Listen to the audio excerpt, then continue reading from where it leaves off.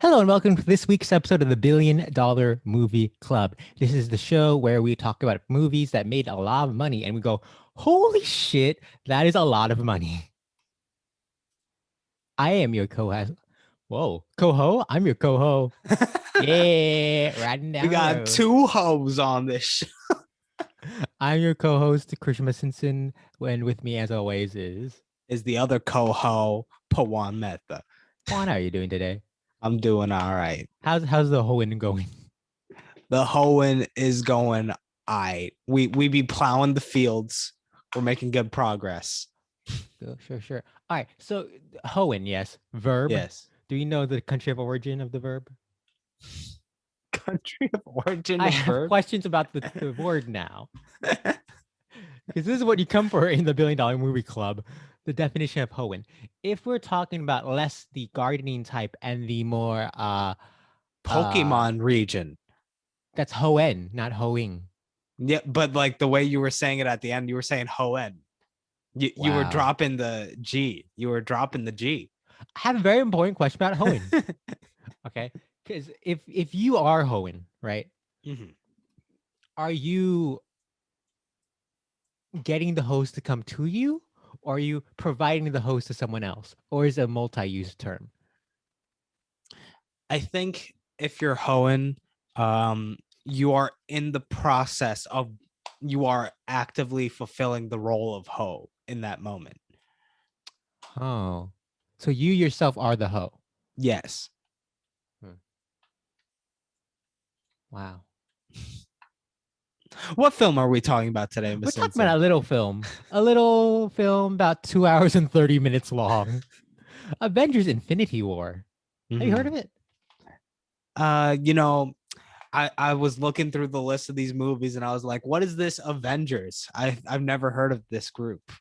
Well, How many albums do they have? about seven, but no one talks about albums 3 through 8. Yeah, because 8 hasn't released yet. Obviously. Released on April 27, 2018, with a budget of somewhere between 325 and $400 million. Avengers Infinity War opened in 4,474 theaters, the second largest, widest theatrical release of all time, behind, do you remember what's number one? You guessed it. Pirates? Despicable Me All 3. right. Right. Yes. Something I was unaware of. In India, Infinity Mhm. War had the biggest release ever for a Hollywood film, opening on nearly 2,000 screens in 4 languages. And the Chinese release of the film, which opened on May 11th, was originally scheduled to end on June 10th, but was granted a rare extension of 30 days to end on July 9th. Hmm. Juan, everyone wanted to see this movie, so much so that in its opening weekend, it made 257 million domestically and 640 million worldwide, both the highest grossing opening domestically and worldwide at the time. It would go on to be it was also the highest grossing opening in 21 countries. It would be number one in the US for 3 weekends until it was dethroned by Deadpool 2. You know, who else could defeat Josh Brolin but Josh Brolin? A headline from Andrew Liptak at The Verge, May 5th, 2018. Avengers Infinity War has crossed the $1 billion mark worldwide. But don't worry, on June 12th, 2018, the Walt Disney Pictures Company people released a press release stating Avengers Infinity War crosses $2 billion worldwide. Pawan, it's ridiculous. There's a Wikipedia page just for the box office records of this movie. I cannot list them all, but don't worry, most of them would be defeated by Endgame a year later.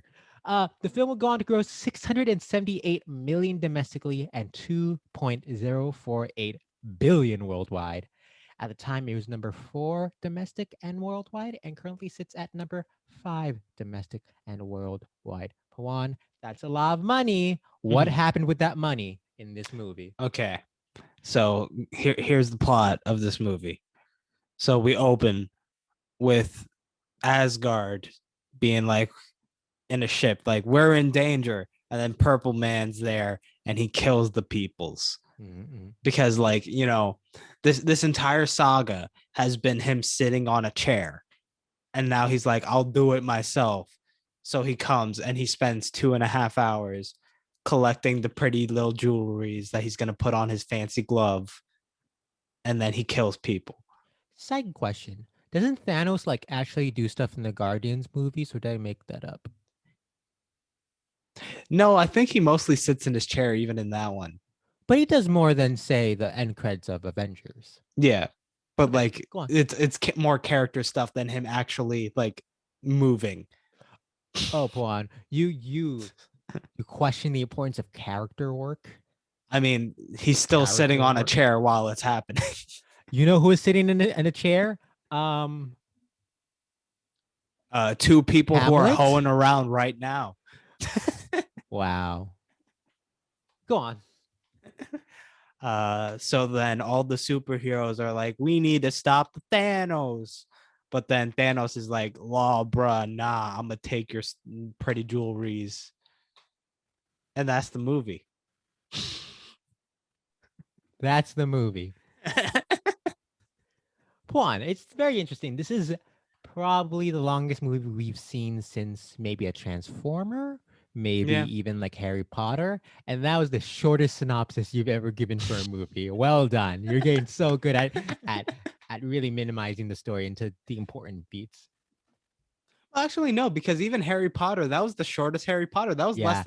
That was like just 2 hours. I don't it is interesting, like early on in this podcast, we're like, oh, Titanic's like 3 hours, Return of the King's like 3 hours. I think Dark Knight's like 2 hours 40. Like these movies are so long. But then we hit that point of where everything's about like that 2 hour mark. And so we finally get to a movie like this where it was only 2.5 hours. But I don't know about you. This felt longer than Titanic.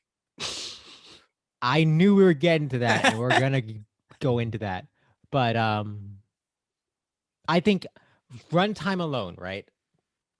Quality of film we'll talk about later. Runtime alone, this is the first one that is intentionally an event film, unlike a Yeah. Despicable Me, a Finding Dory, etc., etc. I mean, what are you talking about? Minions was definitely an event film. Everyone was hyping up Minions. That was an event. All right. I'm not Are even you joking. That are you was an standing event. by it? Are you That standing was by an that? event. It was Yes. not an event. It's very popular. It was not an event. I think there's a difference. Big Bang Theory was very popular, but it was never event viewing in the same way that like a Game of Thrones or a Breaking Okay. Bad was. I'd say Minions was more of an event for a younger demographic. Yeah, but for a younger demographic, a ball in the field is an event. Wow, you're really minimizing the joy of And children. You and are and saying children joy does not matter. I bet you most children were more excited for Infinity War than Minions because there was a build up to it. Minions was a movie with people we enjoy, but Minions is no different than say uh, Jumanji: Welcome to the Jungle. One thing I will say for this movie is I really enjoyed how people were memeing the spoilers immediately after its release. But it was that thing of like, for the most part, everyone saw it. Yeah, but I mean, like, it was the opening weekend where that happened. Yeah. The movie theaters were sold out. Not everyone who wanted to see it was able to see it opening weekend. Sure. I would say that like the lines, I don't they didn't show actual pictures of I'm thinking of the Spidey scene, right? That's probably the most memorable moment to have. Oh yeah, Throughout yeah, this. the one Like, at the end. no one has the What, picture wait, of it. It was just saying the why lines. am I like trying to avoid spoilers? If you're listening at this point, you know what's happening or you know we're going to spoil it. Spidey dies. He's dead. He did. He did Spider. But I think of it as like when Endgame came out. As soon as it came out, everyone was saying "I love you." Was it 3,000, 5,000? But I was like, I don't know what this means. And Well, so yeah, like because We're gonna get into the We'll get into marketing of Endgame when we get to Endgame when Endgame. we get to Endgame. Yeah. Um, let's just rip off this band-aid. You did not like this movie, huh? I'll be honest. Okay, I don't know if this is hyperbole because I just came out of this, but I think no. Actually, I won't go that far. But this is one of the few movies that I probably just don't plan on rewatching at any point in the future. I'm never gonna sit down and say I'm gonna watch Infinity War, but if I am watching Infinity War, I'm like, fuck, this is awesome. I'm sorry, it was awesome. I really enjoyed it this time.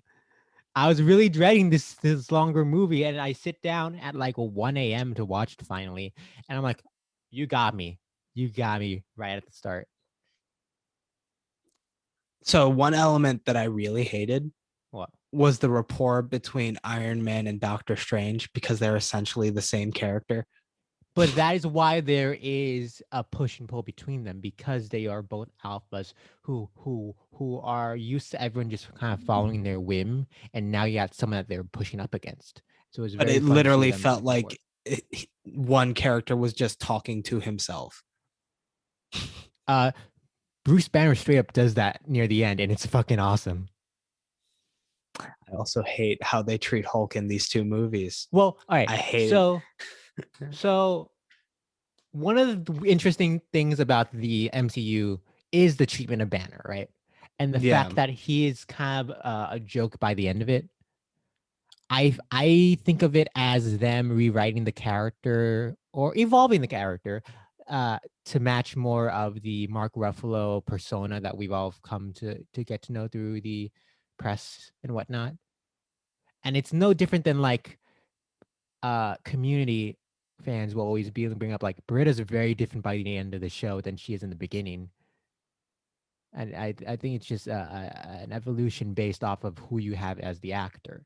I will say in this movie in particular, my understanding is that so in Endgame they have that weird Bruce Hulk hybrid where it's like Hulk with glasses and stuff. My understanding is they wanted to have that in Infinity War, but could not pull off the effects in time, and so last minute did the whole Hulk won't come out, and then Bruce got the Hulk Buster. That's why Bruce is like that.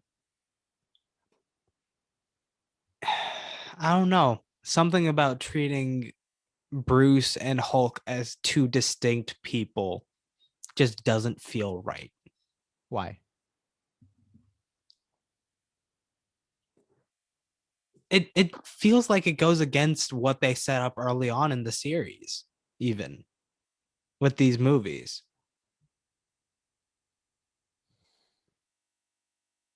It is. Does it? Yeah, because so there was that iconic moment in the first Avengers movie where he was like, the truth is I'm always angry. And Sure. like it's not that he's relinquishing to Hulk, it's more that like he's letting that side of himself show. It's yes. It's a part of him that he at first can't control and then later can control, right? But I think there's something interesting to this evolution of it. I wish I rewatched Ragnarok before this because I forgot he's in that, and that goes into the whole Hulk dynamic, yeah, a little bit more. But it is interesting that it kind of turns to Hulk's like a parasite of sorts. Because in Ragnarok, isn't it that Hulk is the main one and Banner rarely gets to come out at first? Yeah. And so that's another interesting element. Again, this uncontrollable urge. And then it's him trying to balance the two sides of him in something like this. I don't know, the way the conversations and stuff are worded, it distinctly feels like they're trying to draw a line between Hulk as a person and Bruce as a it's like it's Oh, two they are. people inhabiting one body, which They I are. don't think really works for the character. Okay. Another thing, who the Thanos henchman, Yeah. I don't care. Do you know their names? I don't care No, and about them. I don't think you're supposed to. I think they're supposed to look kind of creepy, kind of weird, and then they die and you get happy. I will say, so I was looking at the cast list, because obviously, like, this is like the most stacked cast of ever of a movie ever up until maybe Endgame, because they add like Brie Larson and whatnot. Um, I can't find it. The Thanos' children, mainly not giant names, except for one is played by Carrie Coon. Huh. She was in The Leftovers, Fargo, That's etc. funny. I was like, okay, you get one of the most beloved cult actresses of the day to be this thing, and then she dies. I don't even know which one she was. So that was odd. I mean, I think there was only one woman. Yeah, but can you tell who she fought? The women, because they had to have that one fight Well, where it's like girl power. before that. Oh, are we getting into that conversation now? I don't want to get into that conversation now. There's so much to.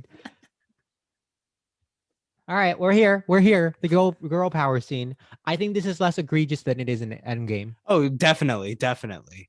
The fear of them, and it's set up as Wanda popping up and kind of saving the day for Okoye and Nat in that moment. And then it just so happens that they're still there, and then so the three of them can team up. It's weird because Okoye's never met either of the other two before this, but whatever. Um, it's fan service, and you know what?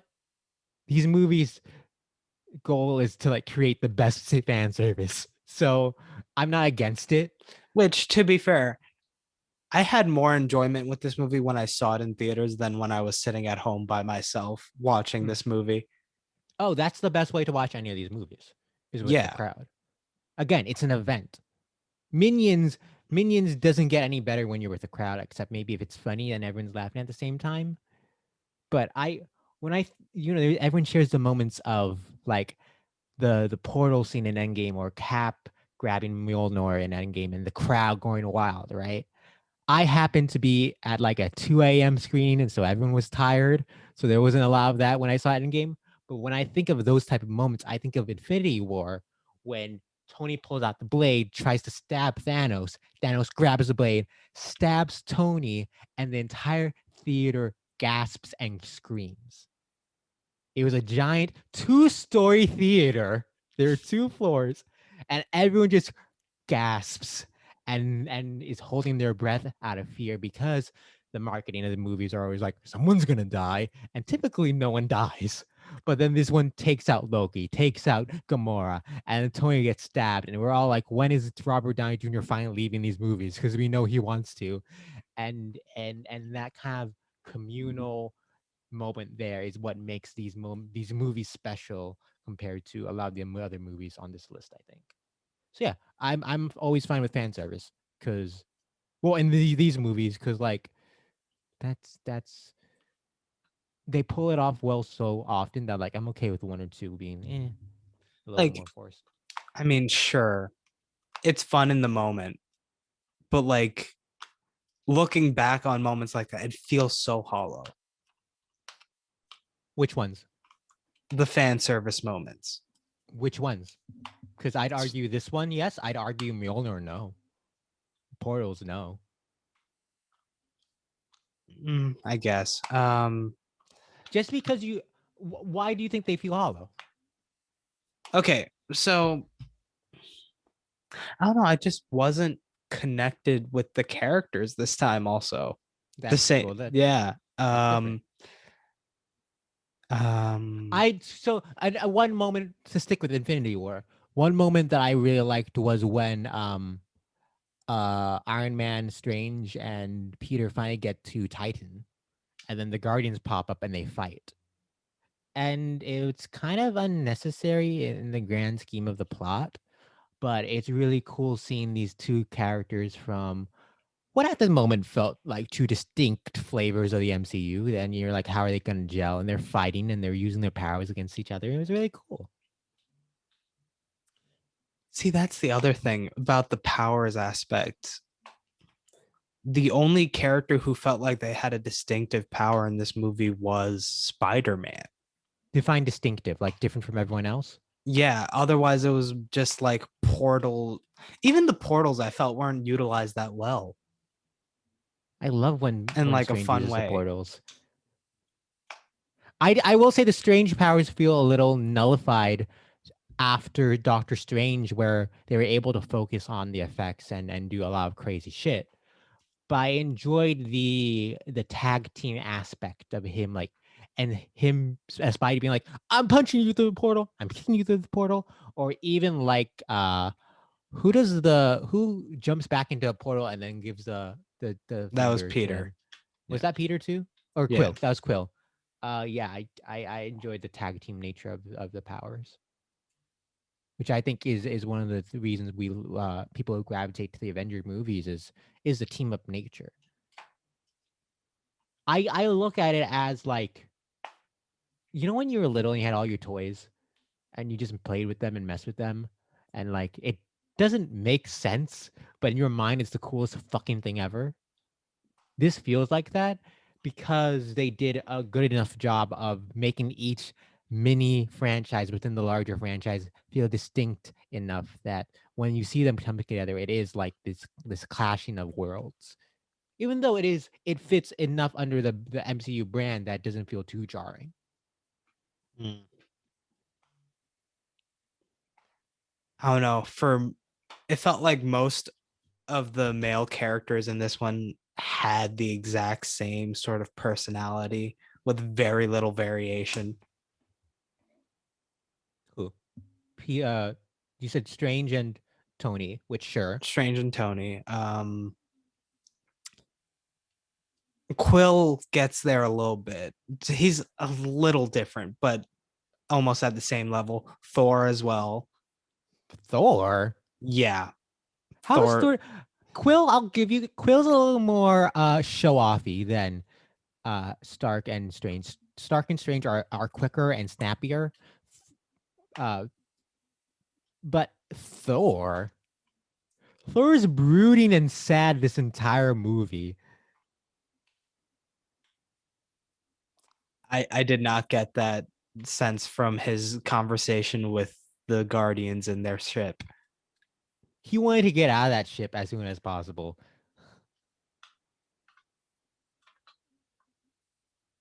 I don't know. I guess it's just the quips. It's just the quips. They There keep are a getting to lot of me. quips. There are a lot of quips. They keep getting to me. Um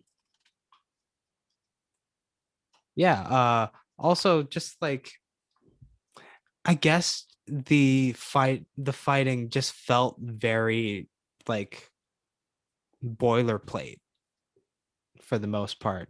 The As a only whole, exception, yeah, the only exception being that time when they actually did pin Thanos for like a minute. what do you mean by boilerplate? Like it all felt like it ran in the exact same sort of space. Like I didn't feel any Space as amazing. in It's just guns or like hand to hand combat you could barely see, or just like lasers. I'm just getting old. I don't like the pew pews. I I I I, I don't know if I agree with that. I think of the very first kind of action scene when the Hulk pops up and fights Thanos, and that's a hand to hand combat moment. But that's a brutal moment. We talk about the overuse of cuts during a lot of the hand to hand combat, and yet I that completely forgot that was a thing. okay. I was shocked that there were so few cuts in that, and I thought it was a great way of establishing Thanos' strength. I will agree that by the end, when we're getting to Wakanda, it's a little scattershot because so much is going on. But I think you're supposed to be overwhelmed by the sheer amount of what is going on. Um, again, the Thanos fights are great because of the blending of powers. Give me 1 second, I might have to burp. I love the New York sequence when you get the two kind of it turns into two battles as Tony's and Spidey are fighting one dude and Strange is fighting another, and it's kind of this chase through the city, and the yeah, I will agree that like when I see Bucky shooting people with a gun, I'm like, what are you doing? These are vicious aliens. You're shooting them with bullets, or like Sam is like flying but has two pistols. I'm like, Sam, what are you doing? That's so ineffective against Yeah. these things. The other thing is I also just find Thanos boring because Why? he's strong. That's his thing. But like in an indefinite sense. Sure. Like how am I supposed to feel for the stakes of a battle if I don't exactly know if you keep moving the line every like couple of hits as to what actually does damage and what doesn't? So I And also, if strength is his only thing, and that's where you're putting your focus on, why am I supposed to care if that keeps fluctuating to the point where it's like you just whatever you feel in the moment? so this movie is, I don't know if we can say subversive, but it ends and the villain gets what he wants, right? That's atypical of of a Hollywood blockbuster. Sure. I think it plays with the formula in that you expect the heroes to win at the end. You and I made a list of all the moments when someone's like, "Hey, if shit goes down, you have to kill me, or else the world's gonna go to shit." Right? You have uh you kind of have that with Loki and Thor in the beginning. Thanos is like, "Give me the stone, or I'm gonna kill Thor," and Loki's like, "No, you could kill Thor," and then Loki breaks, and then you give them the stone. You have that with Peter and Gamora. You have that with Gamora and Nebula. You have that with Wanda and Vision. Um, yeah, I'd argue you have that with Strange and the ending. You have this. It kind of sets it up as, no, there is a way to overcome this pure evil. We'll find a way. We don't have to make all the sacrifices, and we will come out the end because we're good. We're fighting for good. And then they lose. And there's this inner conflict within them as they try to make the choices, and their struggle with the choices takes so long that they lose at the end. And I think it's interesting to see a movie, you know, do that. Hollywood tells you they'll win at the end, but they don't. I guess, but personally, so like this is also something tangent. I love I'm in the tangents. middle of watching Lost. Sure. We've brought this up multiple times on the podcast. In season 3, the first half of it, um 3 of the main characters are being held as prisoners and are just being like there's like a couple of like torture moments and stuff like that. I don't find those entertaining to watch. I And I I don't don't know what that find has to do with moments this. of like pure misery for characters to be enjoyable. And there's like so Sure. many of those in this movie. Are there? There's What that do you whole opening sequence. There's the thing with Nebula. There's there's the thing with the Soul Stone, which is it's a whole other can of worms. Um, Almost every single moment just feels like it's just pushing on the yes, they're going to be dying, they're feeling pain, but it just feels like it's done for that effect and nothing more. But they're the fucking Avengers. They become the Avengers to avenge Agent Coulson in the first movie. They have to have something to fight for.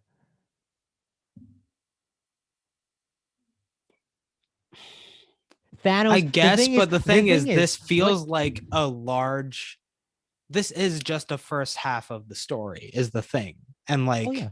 it feels bloated as such in terms of like focusing on those moments, like having so many of those types of moments because it's so long.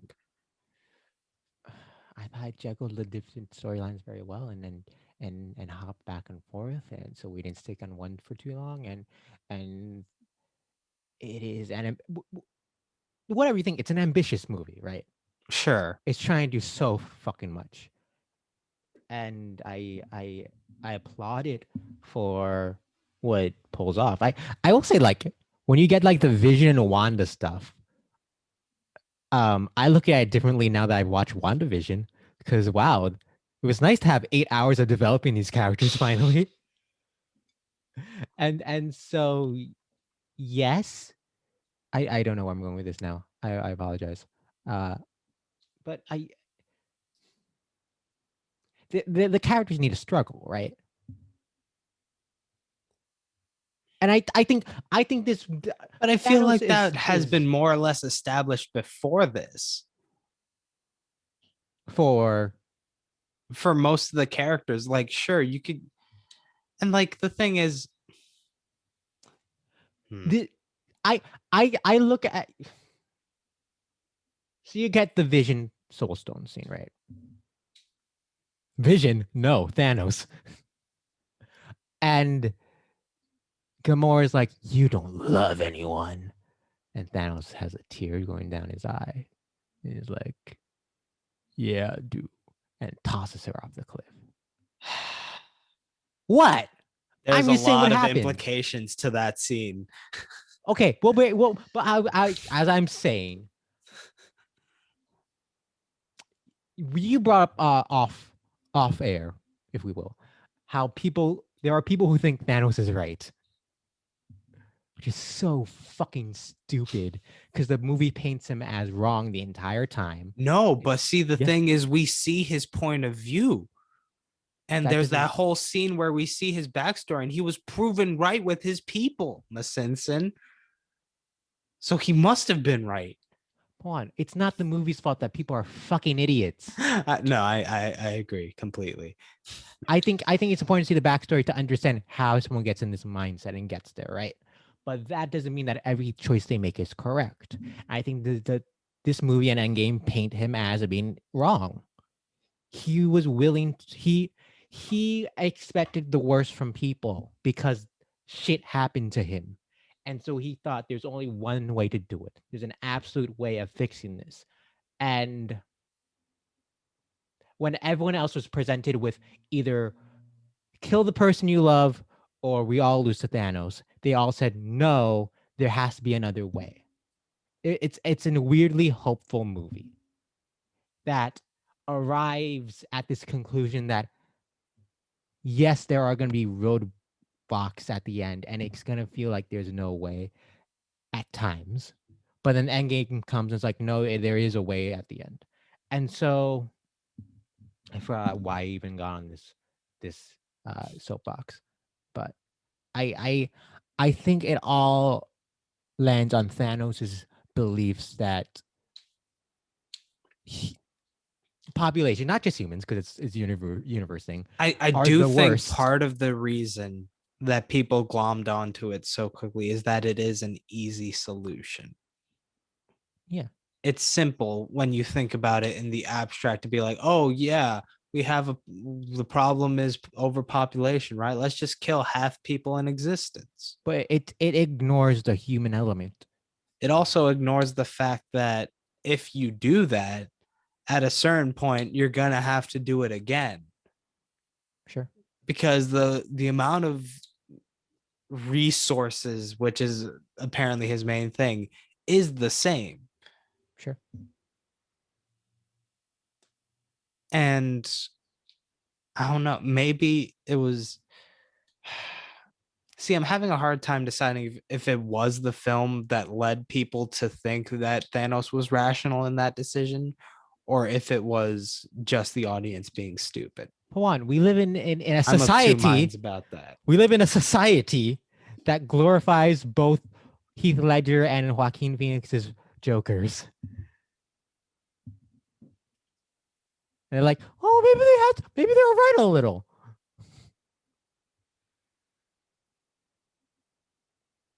Mm, It's a we'll get question. It's a I think I may have brought this on the podcast before.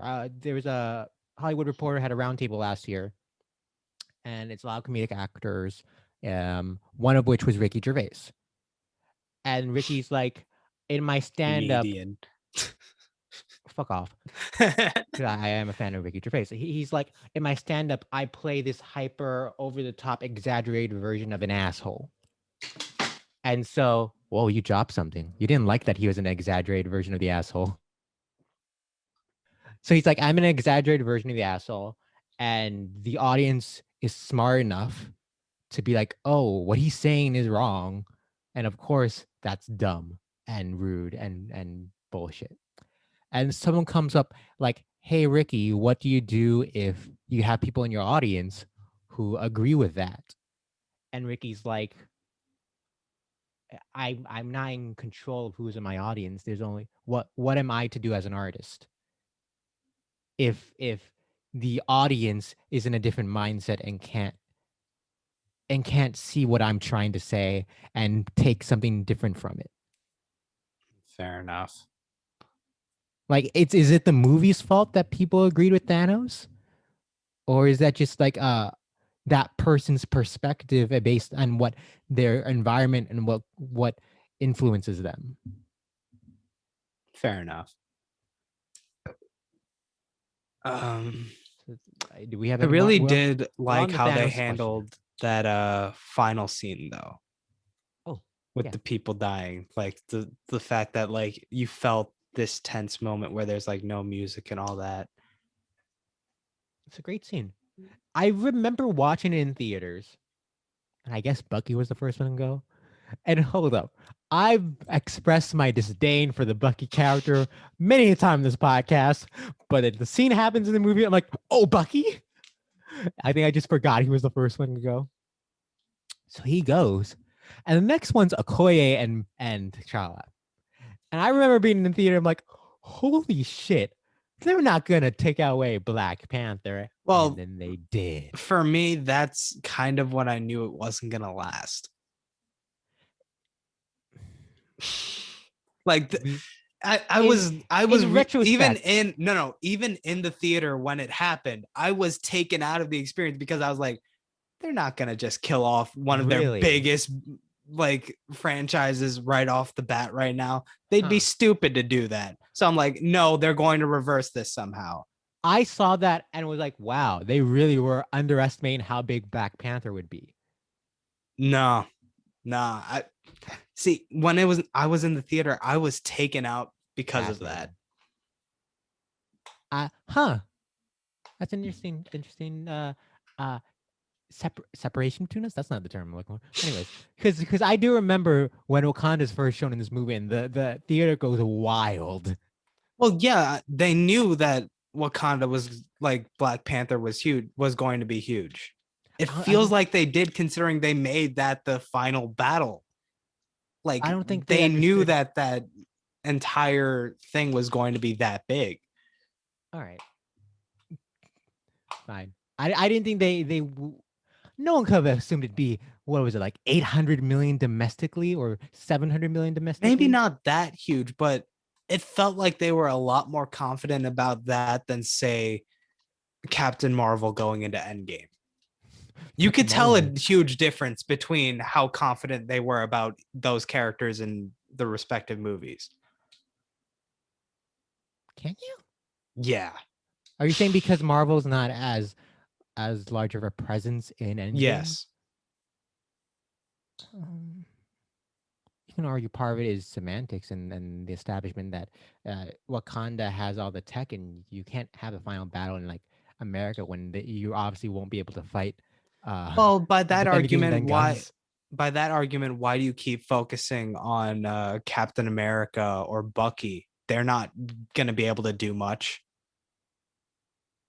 But they have the skill and the ability. In theory, I think the movie implies that they have the ability to do a lot. Uh, but for the army sense, is what I'm saying. If you do it in America, it's what? Guns? The US government's gonna be like, yeah, we're gonna fight the aliens. I mean, didn't they do that in the past movies? Avengers, it's just the 6 Avengers. And then they're like, we'll throw a bazooka Oh, to right. destroy the No, city. it's more in the new TV shows that they do that. Oh, really? I haven't watched Falcon and Winter Soldier yet. Yeah. So, but yeah, back on the snap scene. We talk, we bring up every now and then like what in this movie is iconic. I think a lot of this movie is kind of lost as just another in the Marvel movies. But when we think of that of the snap, that's I don't know. I feel like that's a term that the internet have just agreed on, and we all understand that imagery now, and it's incredibly well done as more and more characters go, and they do a brilliant job of figuring out which characters stay. Outside of yeah, let's keep the original. There's like Rocket is a smart. It's smart having Rocket be the one Guardian left. Okay, I agree with that assessment, but like, I don't know. For me, yes, as like a piece, Hmm. it's nice. But thinking outside of the context of the movie, of the overall broader franchise and stuff like that, when you're seeing it, some of the choices really did take me out, like the Black Panther, Spider-Man dying. That also, Pawan? it was a great scene. Don't get me No, wrong. no. I'm saying I'm sorry that you're just too smart for my dumb brain. When I'm like, what cannot believe it? But I was like, yeah, like he's gonna come back. Again, you're just too smart. I can I'm an idiot. And like a week or two later, I'm like, oh yeah, they'll come back. But in the moment, I was so lost in the movie that I was like, I was believing everything the movie was saying. I was in that world. I was in the Marvel universe. It's a fun time. But yeah, terrific moment at the end there. Uh, do we want to talk about the Asgard stuff in the beginning? Asgard. Asgard. They make a joke about that in one of the movies, right? Maybe I don't remember. Um, I like that. I like the tone it sets for the movie. I mean, yeah, it sets a bleak tone. It sets the tone for the movie. It's not a tone I enjoyed, so like I didn't enjoy the scene as well. But like I Sure. guess it works in context. I it feels different from the previous Russo movies. There's a sense of paranoia that I think is in the other two Russo uh MCU movies. And in this one, it is that grim, overly dramatic, uh, takes its time. And you get that in the opening. You get Tom Hiddleston's the first death, which I think, let's put account, friend of the podcast, Idris Elba. Let's not forget him in the way that the MCU did. Uh, but I think starting off with killing off Loki, obviously not permanent, but I think is a great way of saying, hey, we're gonna try to mean something in this movie. We're not gonna be nice. Um, and Hiddleston's great in that scene. Hemsworth is great. Again, I really enjoyed the Hulk Thanos fight in the very beginning. Uh, hmm, hmm. Let's talk about the Soul Stone moment. Okay, I have no clue where you're going with this, so go on. Lead the way. So there's like implications to the idea that it was like universally proven that he loved Gamora. Okay. Are you saying Because he did not love Gamora? He was an abusive father. Abusive fathers can still love the child even if they're terrible at showing it. I guess, but You guess.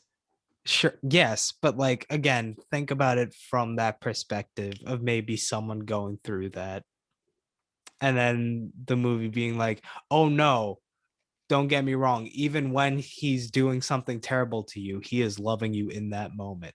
But it's not putting him in. It's not saying he's doing the right thing. He's a piece of shit, but he still But has emotions. it's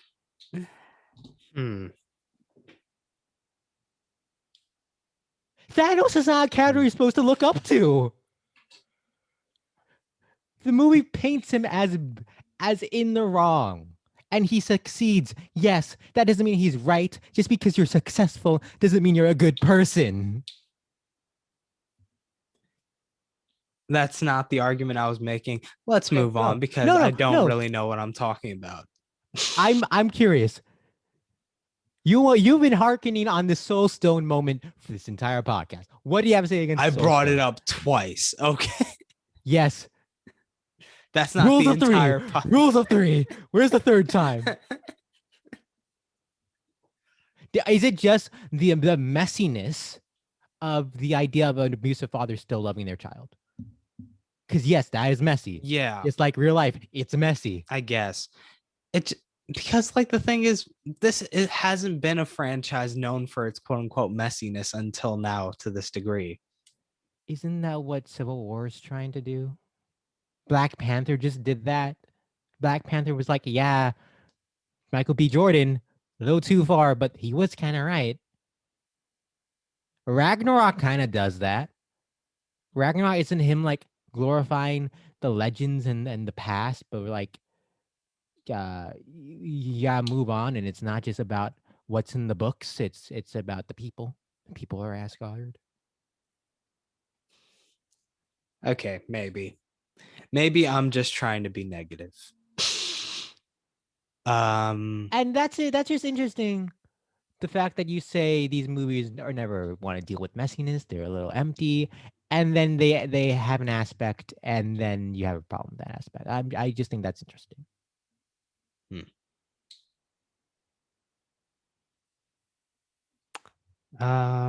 Is there anything else you'd like? Let me just There's a bring up lot. I a haven't even couple touched my small notes. moments. I haven't even touched my notes. I have so many notes. Yo, there was What? one moment. There was one moment where Thor was like, "I have lived for 1,500 years and Yeah. killed twice as many people," or something like that. Mhm. That means my man Thor, one of the greatest figures of his nation, of his Sure. world. Sure. He's only killed 2 people per year he lived. Do you Those think are some rookie numbers. I have questions about that. So in the Battle of New York, right, in the first Avengers, does he count every kill in that as one kill? Oh, Did he the way kill like I'm taking, did he kill 1,000 people that year? I was like, all right, I'm good. Thank God I didn't kill people from I'm the just last gonna take a 2,000 break. years. Yeah, I'm just gonna take a break. I Because like really the way he frames it is that it's supposed to be like this badass moment, but like when you really sit and think about it, it's like that's pretty actually that's pretty small. did he say twice as many or at least twice as many? I think he said just twice as many. Okay. So I'll be honest, he says that line, and my mind's like, oh, do I have the mental strength to do that math right now? I don't. I'll just let it slide. I will I don't say, know. I feel like if you've been an adult that long, you're known for being a warrior. You're known for being like the savior of your country, going out and protecting, and like fighting all the things. If those are your numbers, you're not doing your job. you know what was my question in that moment? He says 1,500 years, right? Yeah. 1,500 of whose years? Earth years? Asgard years? Mercury years? How long is an Asgardian year? Is it 365 Earth days? So I'm like, okay, that could be like 3 Earth years. If it does it go around the sun? Does Asgard go around the sun? How do they measure time on Asgard? Well, I assume that like it follows the same basic laws of like it has its own star that it orbits. Is Asgard a planet? Yeah. Is it on a planet? I don't know. I think it is the planet. They're gods. We don't think of the gods having their own planet. We think of them being like Well, above the planet. sure, but in these movies, they're not gods. He is the They're god not. of thunder. Yeah, but they're not gods in the way that we frame gods. In their universe, it's more like a denotion of like, I have this much power. That's fair. That's fair. I do want to say, I'm not usually the greatest fan of Chris Hemsworth as an actor. I think he does a solid job. I enjoyed him in Ghostbusters. I wasn't the biggest fan of him in Bad Times at El Royale, for instance. He's awesome in this movie. He has that monologue about how like everyone he loves has like died, and he's got nothing left. And what's the line I wrote? I wrote down a line that he says. He says, "If I'm wrong, what more can I lose?" Because again, he's like, "Oh, there has to be a way out of here, and if I'm wrong, who cares?" And it's a very uh, he's wonderful in the role in this film. And Thor doesn't get the chance to really act and have these emotional moments. To my knowledge, I guess his mom dies in Thor 2, but who remembers Thor 2? I think that final fight of Thor 2 was one of the best of the series, but Pawan, no one remembers anything about Thor the Dark World. them portals was fun, all right? Were there portals in Thor the Dark World? Yes, the final fight was literally them like jumping between like planets and universes in the middle of their fight and just experiencing all the different sorts of environments. All I remember just about Thor hopping from universe to universe, basically. It was fun. I'm sure it's not bad. Because like we're not gonna say any of the MC movies are worse than some of the worst movies that we've seen for this podcast, right?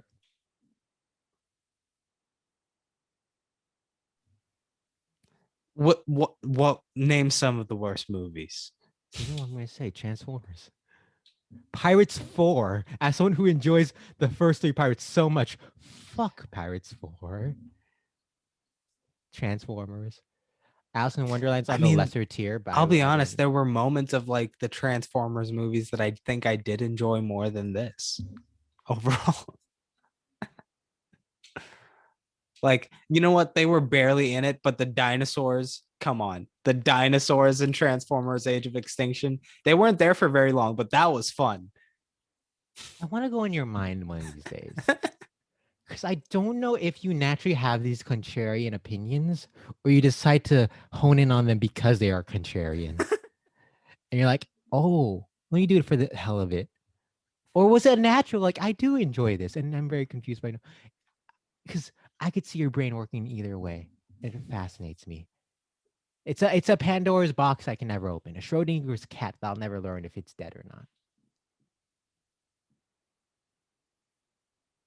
The Guardians are very fun in this movie. Yeah. See, the thing is, I feel like that's because they were one of the most well-established characters beforehand. Sure. And that's why their character was able to shine through a little bit more. Because they like also like you brought up specifically how Chris the Peter Quill is more showy. Oh, Pratt with his thing as opposed to the Thing, because what I don't see it more as showy. I see it more as like him trying to perform coolness as opposed to being cool like all the other characters. It's a bravado, something, but like very much something you could see through, and that's there because the movie set it up. Whereas opposed to the other ones, they just set up that they are cool for the most part.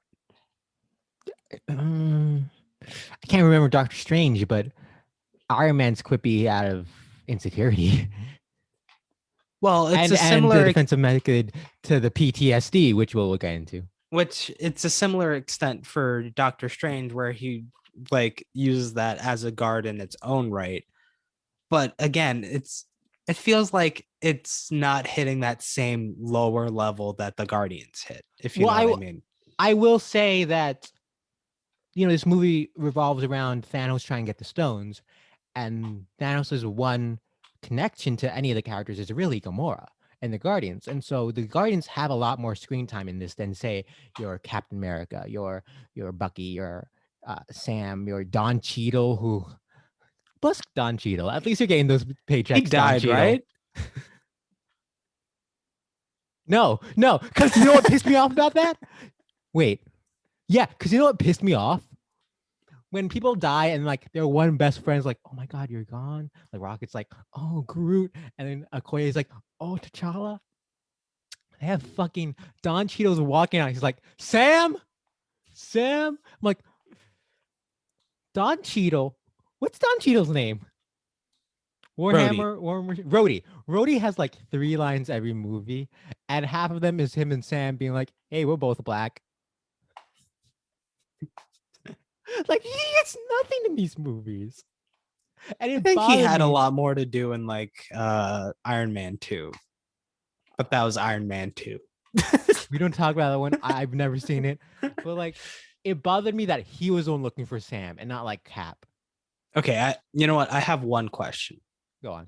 This might be a spoiler for later. Who knows? Do you like this?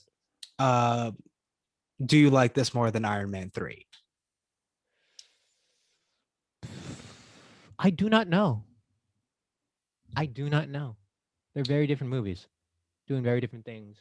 I think what they're aiming for, they do right. I think there's things about both that that don't land perfectly, but what they do so well that I enjoy them very much. But like, okay, It is something I'm have to figure out if what happens in the final segment. Well, we'll figure out in the moment. But I offhand, I have no clue. There's no obvious choice because they're both very different flavors.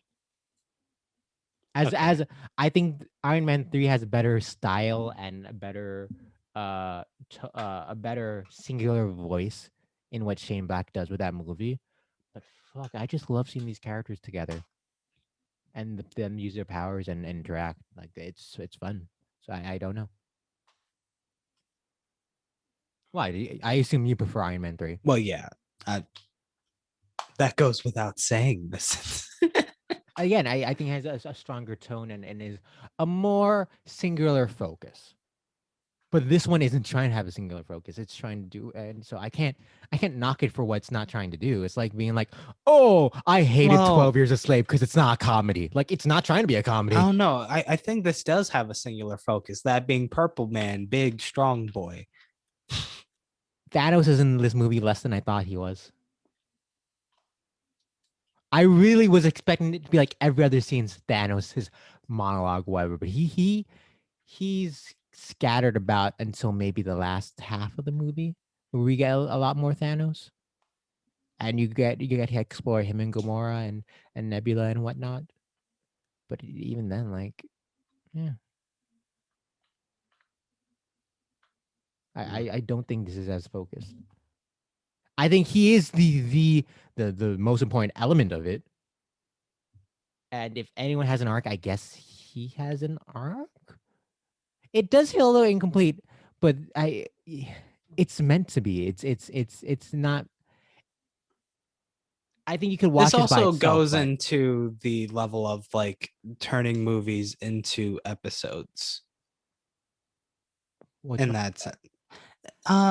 There's nothing wrong with that, but it like makes it harder to evaluate as a singular piece, which is also fine. But Yeah, listen, man, I don't like when my job is made harder. Okay,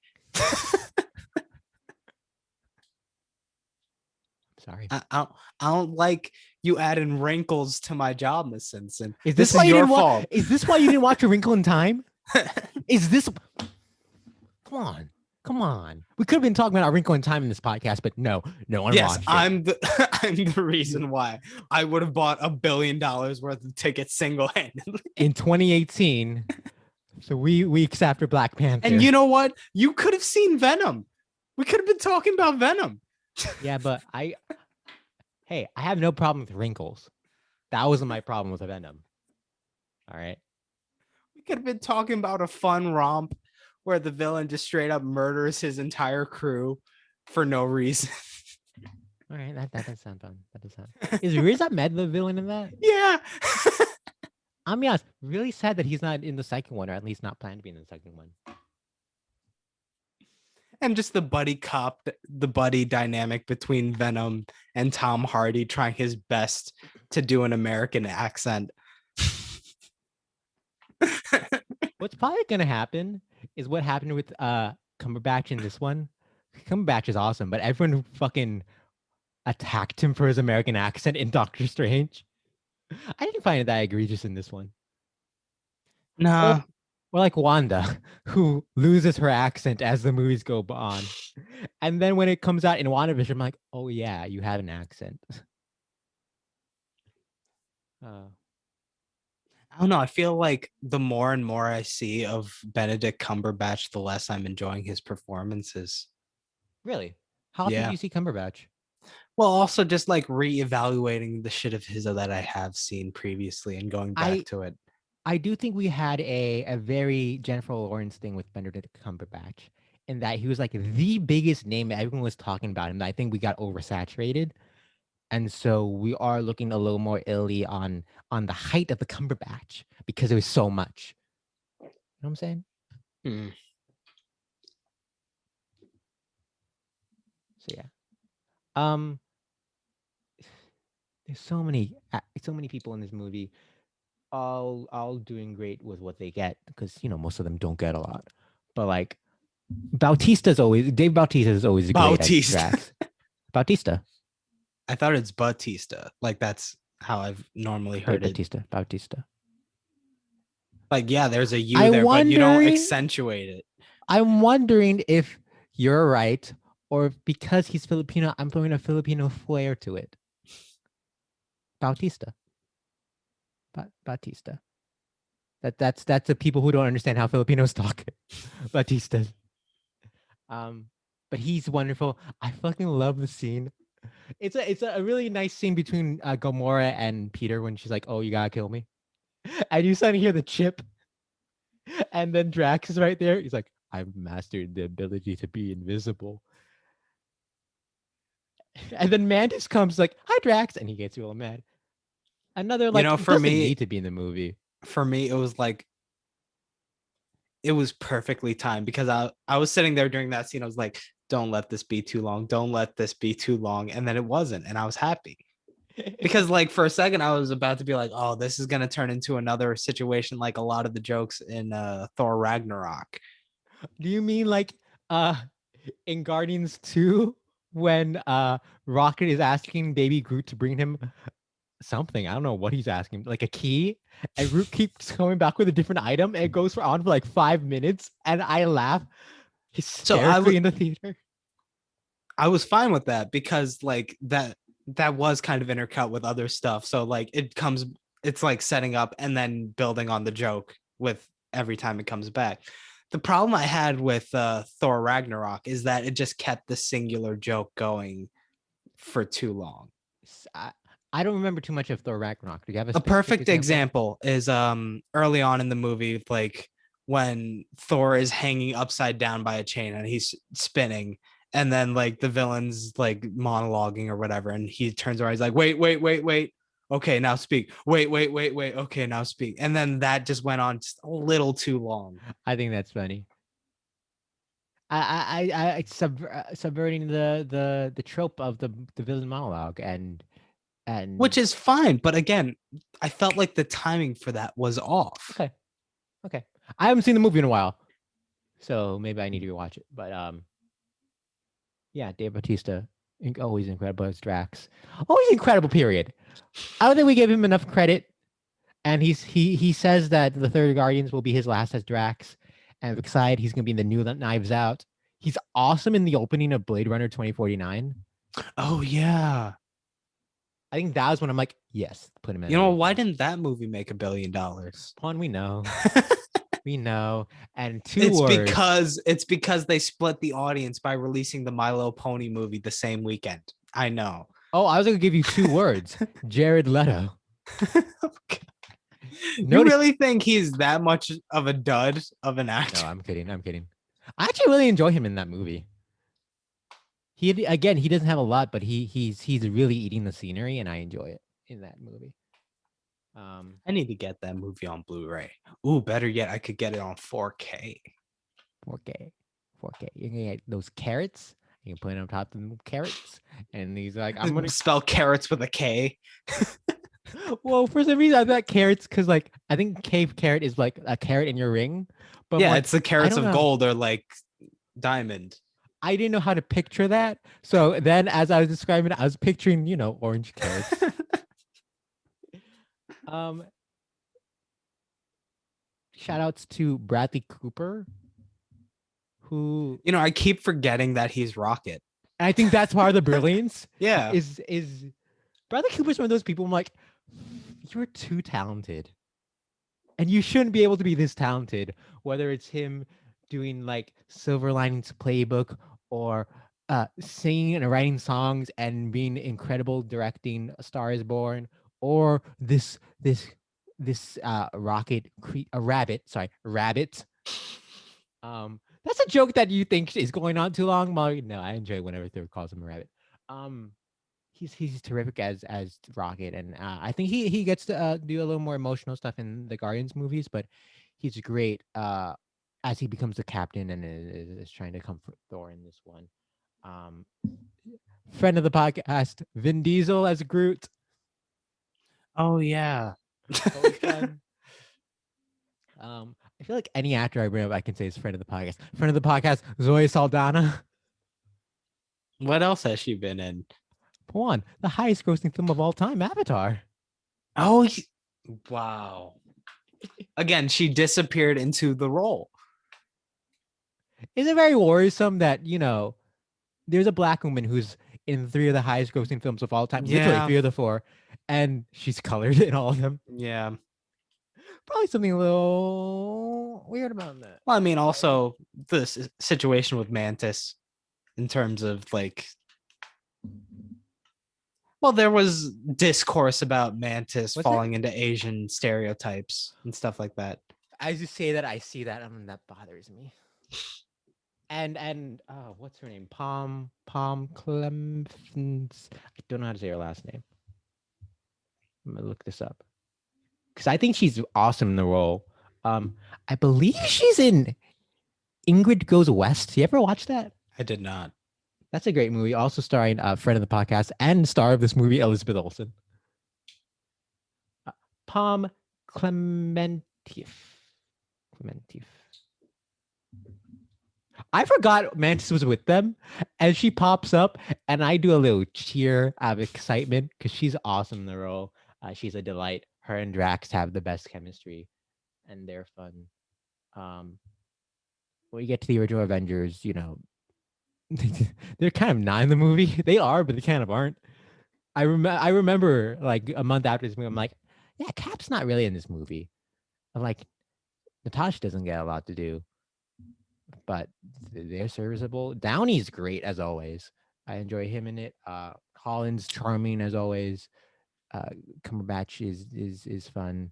Uh, One thing that I did remember going into Avengers 2, the best Avengers movie was that's with hold on. No contrarian opinions here. That's the worst of the four, right?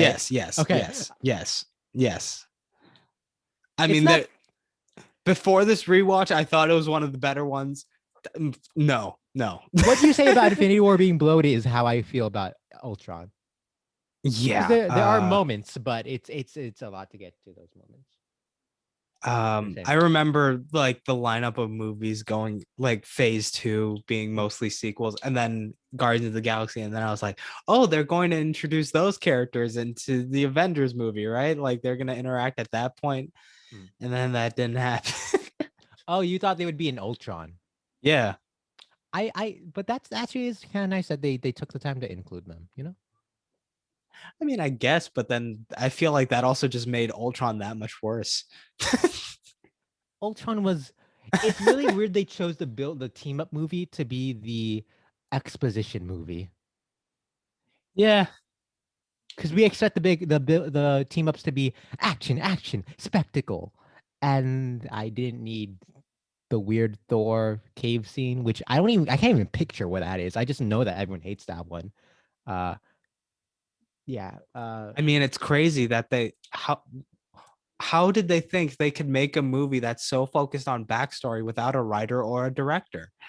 It's really crazy. And it's really weird looking back and realizing that that is a common occurrence in Hollywood. Is just making a movie without a director or writer. Like, really? Really? And then you get a case like Bohemian Rhapsody, where like, oh, we got someone to replace to come in. Someone wanted to come in the last month and be the director, and the DJ was like, nope, they can't be the director. They're only a producer. Like, come on, you could have used the director there. Shouts to Paul Bettany and Elizabeth Olsen, who never had anything to do in these They movies. were trying so hard to forced. make it work. But they were such great actors. You ever watch Martha No, Marlene fucking I don't solid even know movie. what you were about to say, but like it started with Martha. I haven't seen a Martha. I don't Uh know a Martha. I've never met. Actually, that's not true. I've met a Martha. it was like Elizabeth Olsen's big debut. It was an indie movie about this girl who finally gets out of a cult, but is still haunted by her past in the cult. And she's spectacular in the movie. She's really something. And then I'm a big WandaVision fan. Yeah, it was and Benny again. Never, he's always there to just say insightful things, and I don't know if it's because of his accent or what, but he does it very well.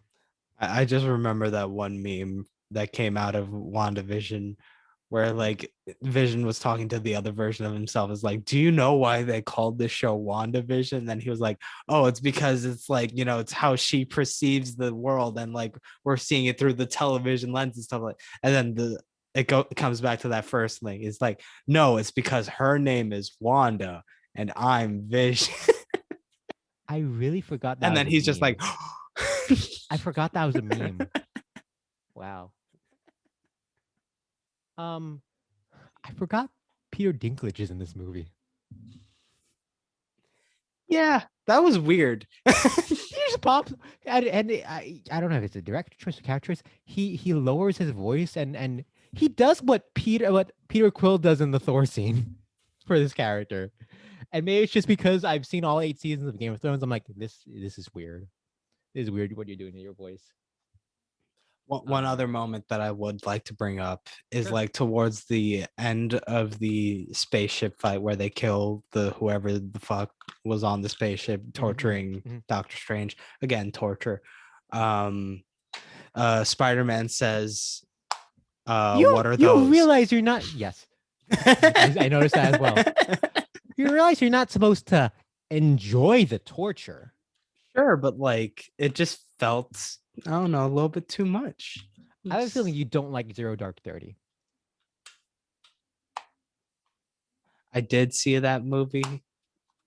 I forgot I saw that movie. That says enough. I need to rewatch it. I watched it. I was like, I'm too young for this. I'm not in the mindset to understand this movie. But maybe that'll be the next bonus episode of the $1 billion movie club.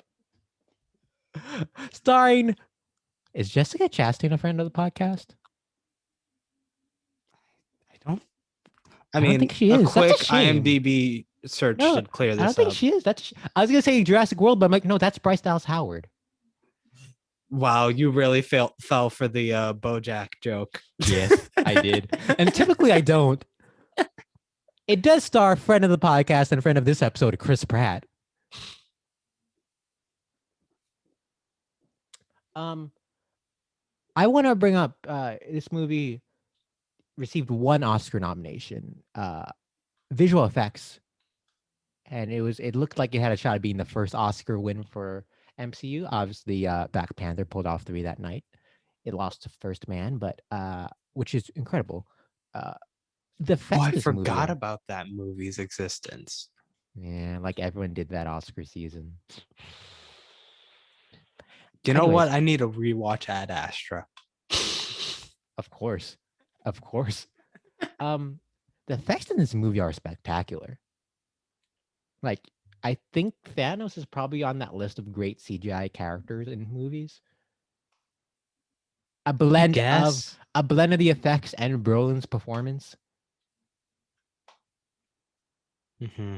Um, I mean, there's Steppenwolf in Zack Snyder's Justice League. I've never watched this.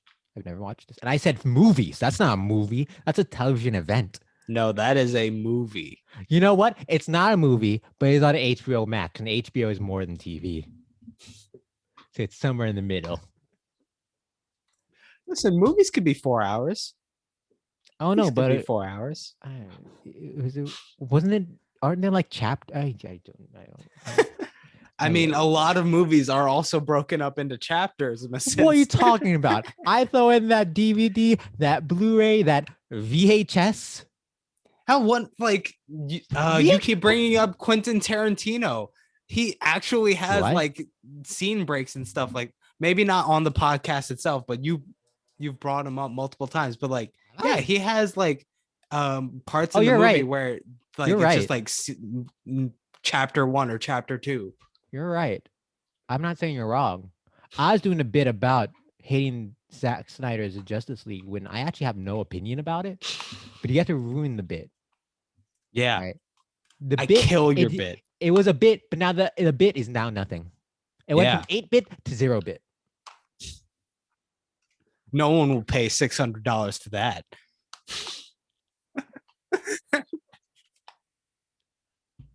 Benedict Wong just disappears in the movie.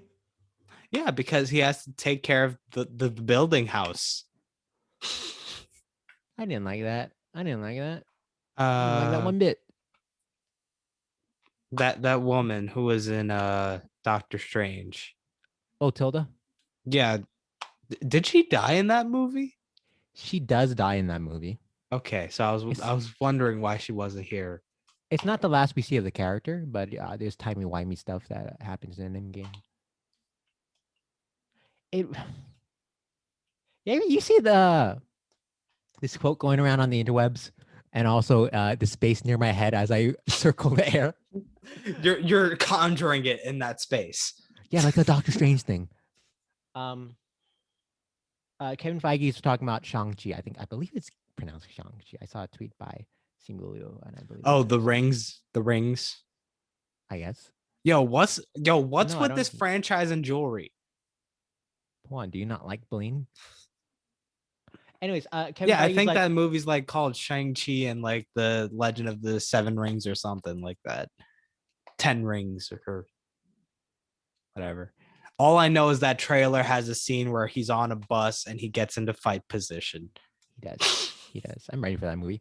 Anyway, there's this quote of him going like, "Yeah, we thought when we cast Tilda as the Ancient One, we were righting the wrongs of the past by erasing the negative Asian stereotypes." He's like, "Yeah, now I realize we were wrong."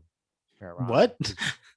Because the Ancient One is the old ancient wizened Asian dude who knows it all. And he was like, by casting a white woman, we fixed the problem with racism. I was like, no. I also heard that they plan on doing an actual Mandarin at some point. They've been saying that for 8 years. But what I was going to say is that I kind of wish they recast Tilda in the new one, in Endgame. Oh, right, because they go back. I forgot the entire second hour of that movie. Don't worry, you'll see it. I know you feel differently, but there is a part of me when I finished Infinity War, I was like, I kind of want to start Endgame now. Part of me felt that way because of how strong that final scene was, and then I remembered Endgame was actually 3 hours long. It was. And then I remembered how they actually focused on. We'll get to it when we get to it. Oh, I wanted to bring up when I was bringing up the CGI. I'm so disturbed in that scene when Thanos is fighting the Guardians, and then like Drax is cut up into pieces, and then like Mantis is like swirled up or whatever. Something about that just disturbs and creeps me out. It had a Cronenberg like aspect to it. The body horror, I guess. Yeah, exactly. Cronenbergian body horror. That bothered me so much. Shoutouts to Ned. Jacob Batalon, I believe that's how you say his last name. Again, I might just be saying a Filipino's name in a fancy way. He pops up in the scene on the bus when Peter. I think that's the first time we see Peter with Spidey sense, which was cool. My question for that: where is Zendaya? She was busy filming Euphoria. Was that the same year? That was the same year. Wow. You know what else was the same year? Black Venom. Panther.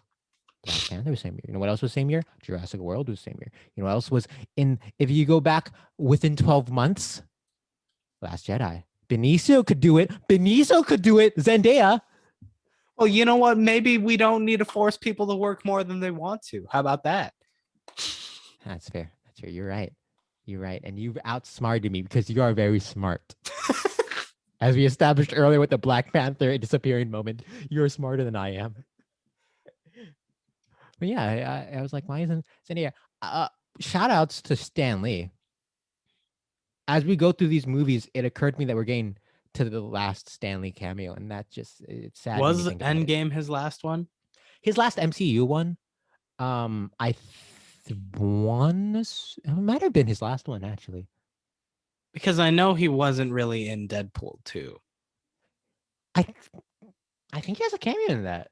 No, but like it's just his face. He doesn't actually show up on set. He didn't show up on set for that one. He had a cameo in Spider-Verse. He has an awesome cameo in Teen Titans Go to the Movies. You ever watch that? Oh yeah. Yeah, that Delightful. was a fun one. Did he have a cameo in Venom? I don't remember. I was gonna ask Venom and Far From Home. I don't remember the cameos in Venom. Well, Venom.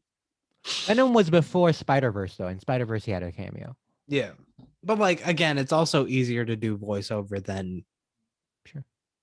Well, also, isn't he filmed like his last 5 MCU cameos in the same day? yeah. So there's that. I want to talk about more. So WandaVision, right? Mhm.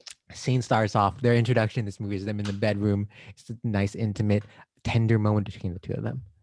And I have the question I always have when WandaVision appears. Yes, did they fucking does Vision have a penis? Thank you. For those of you listening and not watching the video podcast on youtube.com, I don't know what our slash is. I don't think it's slash Film Dollar Movie Club. We're not there yet. Pawn did that great moment from The Shape of Water when Sally Hawkins is talking to Octavia Spencer and she's like, how does he fuck? And Sally Hawkins mimes out some sort of like clam opening maybe? Yeah, and And then then something's sprouting. protruding outward and shooting forward. And that's my question. Does Vision have a penis? He's got that wire dick. Have they fucked? Can he? Well, how else are they gonna have babies in WandaVision? It was Do you not magic. remember that? They had It was like 3 magic. kids. They It had was 2 magic. kids. Yes, I was gonna say it was 2 kids. Sure, magic. Yeah. Then He again, magically inserted. I think I had this question back in the Ultron episode too. What powers does Vision have with his penis if he has a penis? Can he detach it? Well, I assume most aspects of himself are detachable. When Vision turns to human mode, you know, when he does he then include the penis there?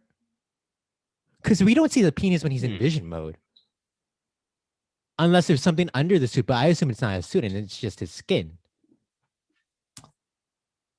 Does Vision have a suit?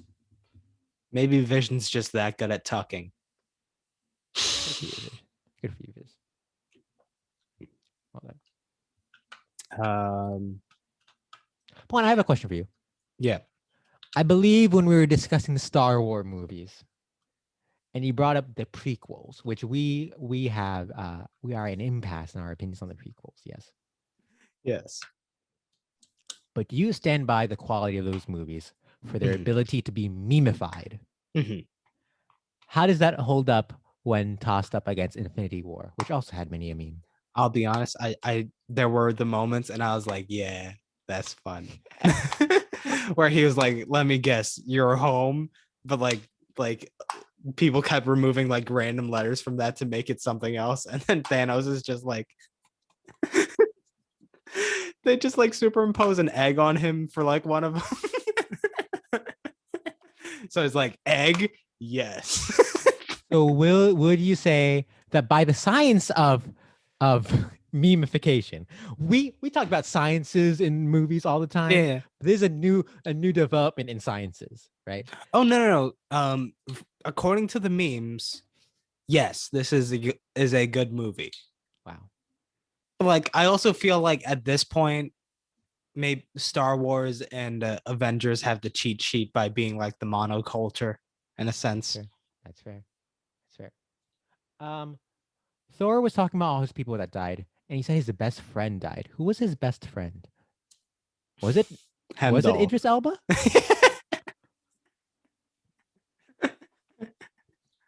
Okay.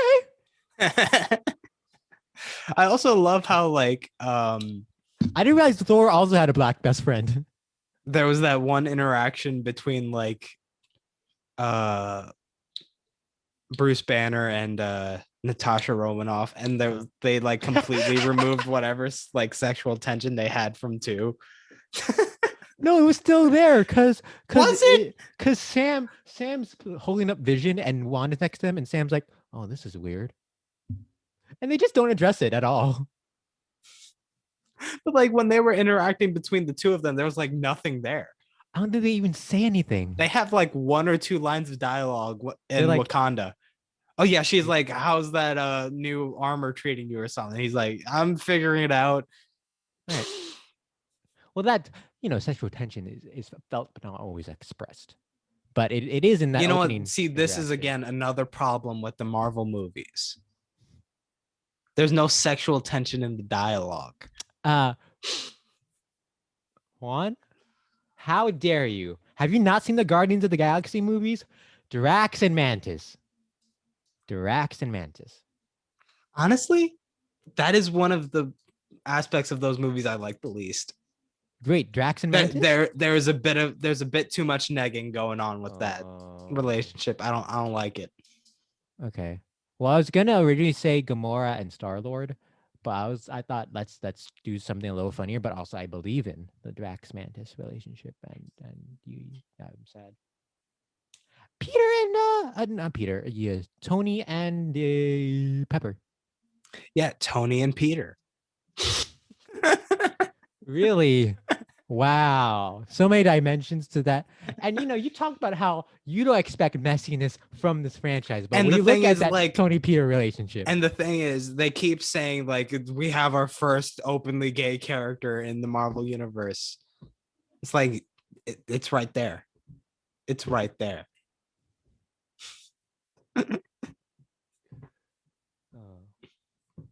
There's some very gorgeous shots in this movie. A lot of them CGI heavy. But I think of when Thanos finally does snap and he's sent into that like where the Soul Stone was, and he's looking at baby Gamora. That was gorgeous. A lot of the stuff on Titan, just the colors are oh yeah. That was also another really fun meme where it was like you did the thing and what did it cost? Everything, and they replaced the thing that he did. Like what he wanted. I just said that because I wanted to shout Trent Opalock, cinematographer. He did District 9 and Elysium and Chappie. And a lot of the MCU. You know, I was meaning to see Chappie for the longest time. I enjoyed the other two. Still good. I enjoyed the other two, but I remember very terrible reviews for Chappie. Oh, was it Neil Blomkamp, right? That's the dude. What a career. Because he comes out with District 9 is like the biggest thing, nominated for and like even Oscars. Before District 9 comes out, people are like, "Yo, this man, he's going to make the big budget Halo movie," and like now, and he's coming out with District 9 now. I forgot. I don't know if he's still working on that, but no, it's now a TV show on Showtime. Yes, right. Yes. So I was gonna say, I remember when there were talks about him doing the next Alien, and then that would have also been great, though. I do really like the Ridley Scott. Again, I'm a contrarian, I guess, because I really do like the new Alien movies. It always felt like, is Covenant the most recent one? Yeah.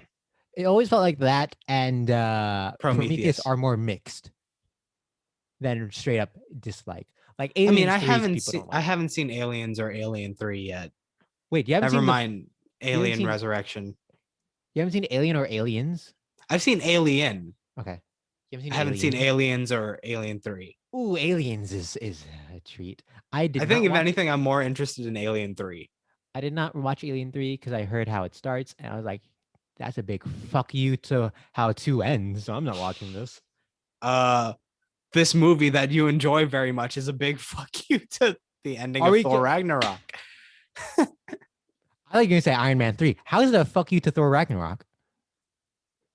Well, okay. Describe how Alien 3 is a fuck you to the ending of Aliens. Spoiler alert. Aliens 2 ends with Ripley saving this little girl, and they are gonna have this nice, beautiful relationship. And Alien 3, to my understanding, starts off and they kill the little girl. That's basically what happened here. Okay. That's literally what happened here. You're right. But I don't get the I don't actually have the sense of Asgardians as people rather than just, hey, they're the Asgardians. Aliens is so much about the mother child relationship. Whether I don't it's know. I think I got that from the like final action moments to. So like I might not have loved all of Thor Ragnarok, but I remember like that ending really resonating. the other Asgardians. Okay. All right. I will say Thor Ragnarok could fuck off when they kill off like was it Zachary Levi and whoever else are his friends from the first movie. It was like, Yeah. wow, that was fast. But you know what? Zachary Levi had to make some space for Shazam. Which I why aren't don't. we talking about Shazam? I never watched Shazam. I want to. I'm all for It this. is This really new one. fun. It is Rachel really Zegler is fun. gonna be in it. Rachel Zegler. Are you familiar with Rachel Zegler? Sounds familiar, but no. She went viral for like a clip of her singing "Shallow" on Twitter, but then she's Maria in the new West Side Story. She's gonna be in the new Shazam. I follow her on Twitter. She's a delight to follow on Twitter. Just announced today, she's gonna be Snow White in the live action Disney remake. We're gonna have a black Ariel and a Latina Snow White. I know you don't want these live action remakes, but at least we're getting something different with them. What's gonna be next? You know what? We need a live action Mars Needs Moms. Is that a Disney movie? I guess Yes, it they is. released it. I don't think they did. They made it, but I guess you're saying. I love the story Live behind. action Mars Needs Moms. I love the story behind Mars Needs Moms. Do you know the story about the lead character? Go ahead. They cast Seth Green, who did the mocap and the voice and everything. And then they're putting the movie together and like, Seth Green, your voice doesn't work for a 10-year-old child. So they cast a child to do the voice, but they keep Seth Green's mocap. That's great. That's amazing. Very funny. Very funny. Um Yo, when are we we're- gonna get a live action Tintin?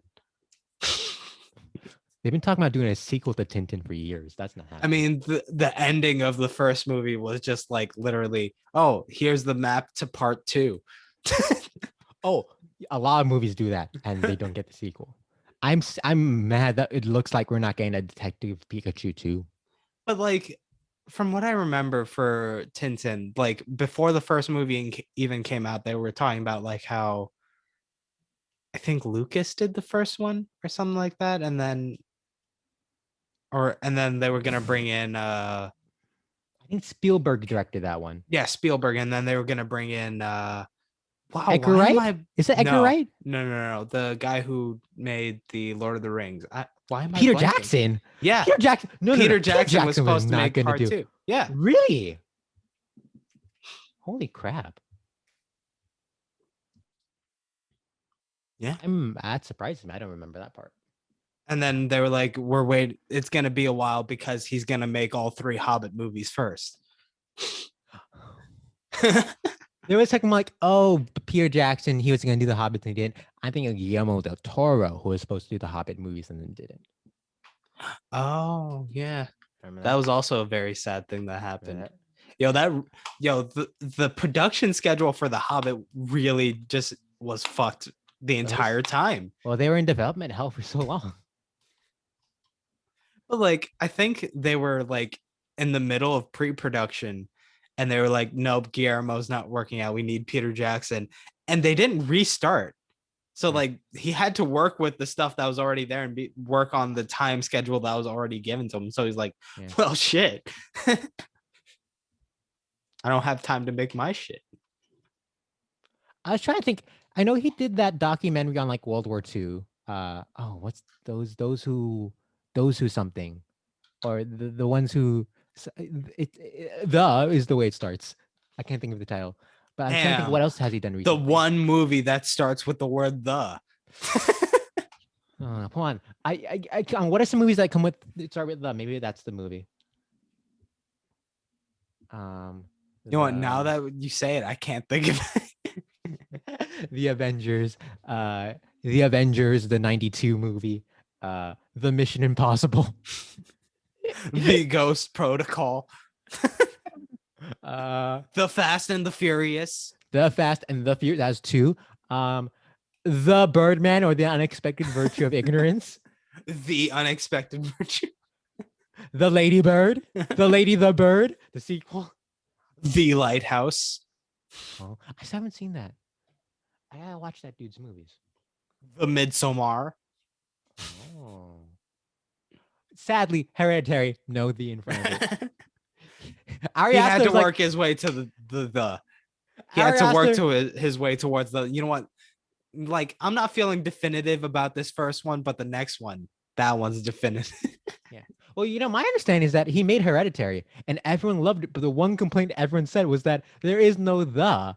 You have to have more faith in your film that it will be the. And so he said, all right, I would make, you can say half of the title, but the other half, no one knows how to say. So it's fine. So it's both the Midsummer and the Midsommar. Well, no.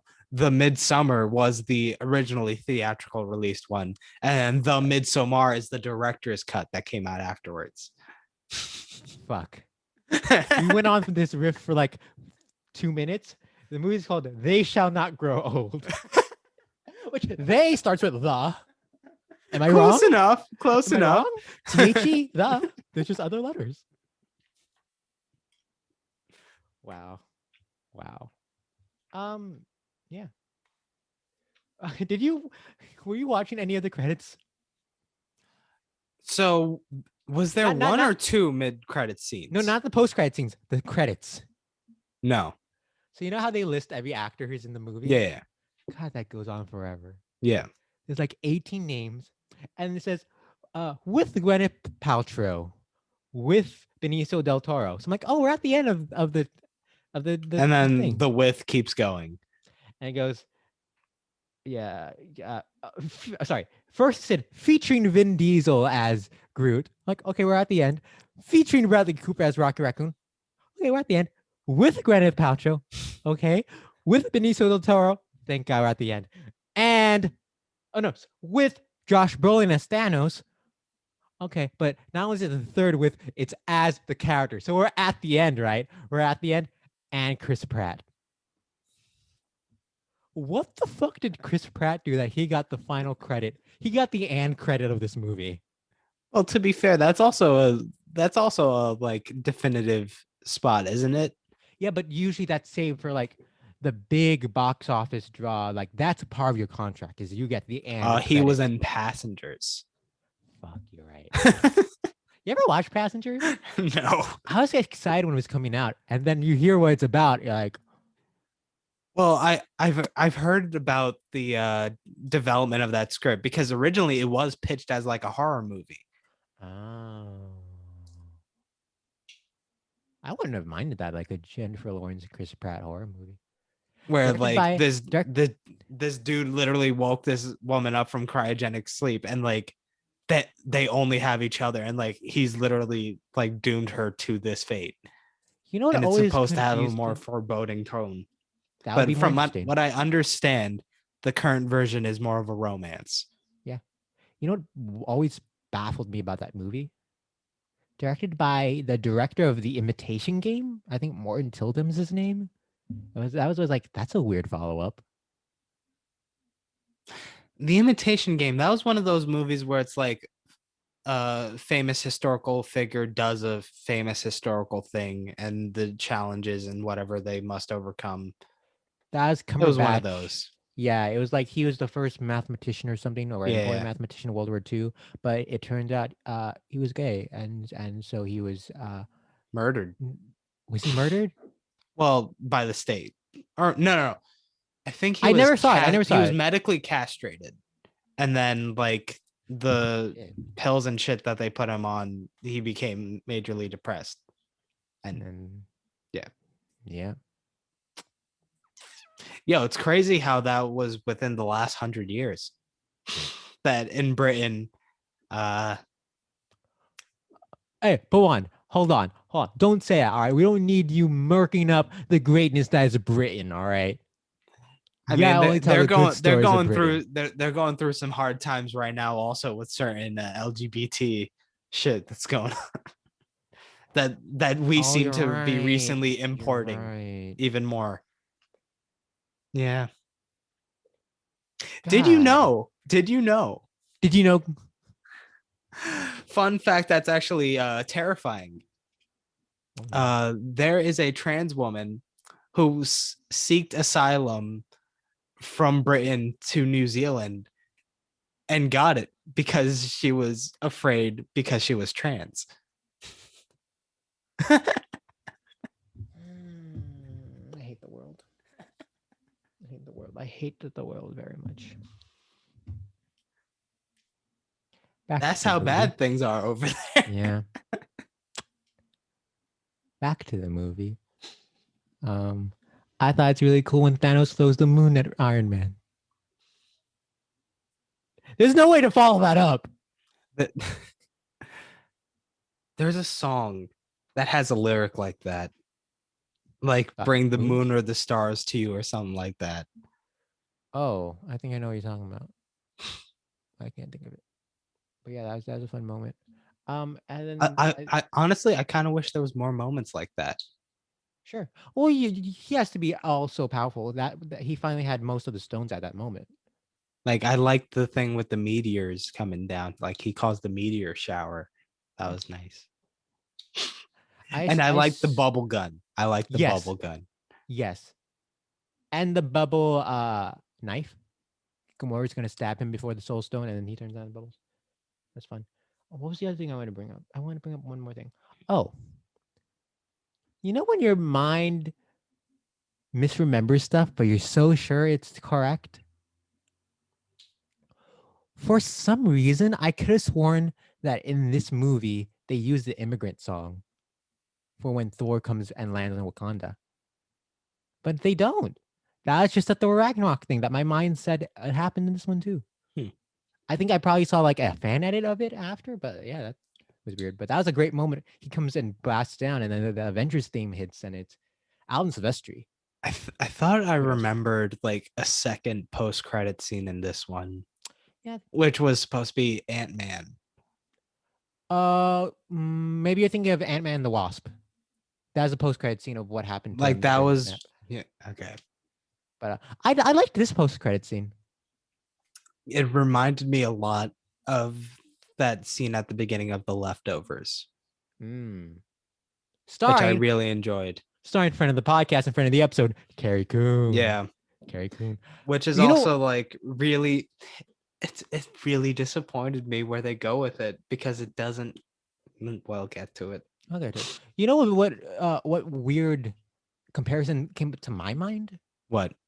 Briefly in the end when Fury is going to grab the device in the car and follows him, but more so when the Thanos' children first attack New York and we follows Tony going down the street, and it's this either it's a oneer or it's cut to appear like a oneer as the entire city like runs amok and tries to run away. I got like Children of Men vibes from it.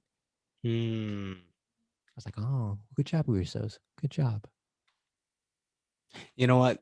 That is one of I completely unrelated at this point, but like since you brought it up, I just want to talk about that one shot from Children of Men where he's pouring the coffee on the mailbox and then the explosion happens behind him. I don't remember this one. Oh, It's so great. It's the that's not one where Michael he Caine, is like it? no, that's Clive the Owen? main character. Yeah, Clive Owen. When does Clive Owen do this? I don't remember exactly when in the movie it was, but there's like this moment where he comes out of a coffee shop and like he's got the sweetener or whatever in his hand Oh yeah, that's and the he's opening. That's the pouring it opening. That's in the and opening. then Yeah.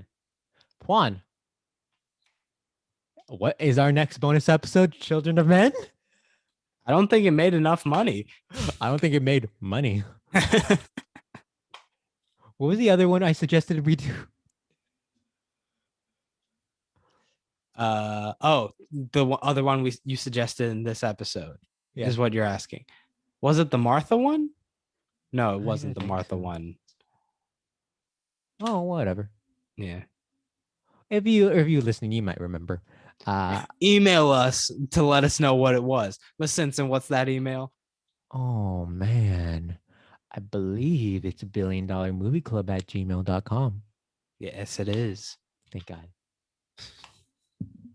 I think that's all we got to say about Infinity War. Unless you have anything else you want Let me just double check. to toss out there. Do do do do do do do do do do do do. Yeah, I think I'm good. Cool, cool. Or maybe I'll interject once again in the middle of our. I thought you'd want to say something about Tony again, but I guess you don't. I mean, I've said it on all the other episodes at this point. I think this movie acknowledges the paranoia coming back. Pepper's like, hey, Yeah. you don't need that thing on him. And he's like, I do. And I think that's a little more realistic than him just completely overcoming it in the moment. Like it comes back in waves. Yeah, I mean, this movie deals with it better than the previous Civil War. ones. Yeah. I also Civil War. I forget he's not initially in the battles in Civil War.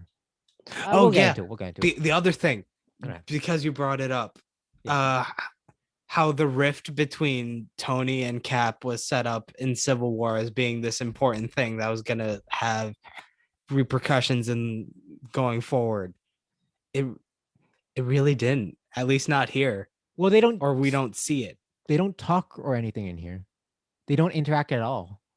And Tony's hesitant to interact with Cap because of the rift. But and that's it. But it also doesn't really add much to the plot itself. Sure, but it pays off in Endgame, doesn't it? Does it? I swear there's like drama between the two of them. But again, who knows? It's 5 hours long, that movie. And you know what? They were like, yo, we see you, Zack Snyder. We could make a 6-hour cut of Endgame. Well, that was our discussion on Avengers Infinity War. Really fun. Really fun. I think we learned something about life there. One. And you know what? I think we need to take a break. Hey, you listen to this podcast? How you listen to this podcast? With your ears? Ears are great. Ears are the best instrument for listening to podcasts that we have. What are you going to do? You're going to feel the podcast? Nah. You're going to hear it. You're going to taste the podcast? You're going to smell the podcast. Come on. You're going to see dead people the podcast? How do you do that? Come on, tell them about ears. I'm going to tell you about ears from this classic work. Hearing an introduction to psychological and physiological acoustics. Let me give you a little taste. This fine structure or peak picking explanation was suggested by Schouten and colleagues and by De Boer, among others. A problem, however, is that a mechanism that picks out aspects of the fine structure requires that phase changes must alter the pitch of Wow, the isn't that comp. incredible? Thank God for ears. Back to the show. And we're back. We're back. We had that nice discussion, a nice little ad read there. Incredible ad Ears, read. Ears. beautiful, beautiful instruments. But not always the best instrument. Some may say not even perfect instruments. Some may say ears are the movies of the human body, if you You will. know, some may say that like ears are great and all, but you can make them better. Make them better, like a movie. Like, you know what? So- Ears, they're on the side of your head. What if they're on your forehead? Come on. Imagine. Pawan, all this to say, this is the segment of the show where we improve movies. Yes. What movie? The movie we just discussed. Pawan, how would you Wait, improve wait, Avengers wait, Infinity wait. War? We're improving the movie we just discussed. This entire time, I thought we were improving the movies we never talk about. Pawan. I'm This is when sorry. you want to talk about do the right thing? This is when you finally want to talk about do the right thing? Weird timing. Come on. I think I'll go first this week. Okay. Let's see how I fix this movie. Is this for Infinity War or do the right thing? We'll find out as we go along. Buckle up. You know that one scene in Do the Right Thing where like Spider-Man says, yo, what are those? Sure. Yeah. So like as we just discussed in the previous movie, Black Panther, very, very a moment that stands out. Mhm. And you know what? This movie does not introduce the Black Panther like Wakanda characters early enough, I think. No, they don't. So you know what I'm thinking? Okay. Peter Parker, young boy wonder, young boy extraordinaire. Mhm. He says, "What are those?" Hard cut to Shuri's lab. She feels a disturbance in the force. Juan, you can go fuck off because that was one of my improvements.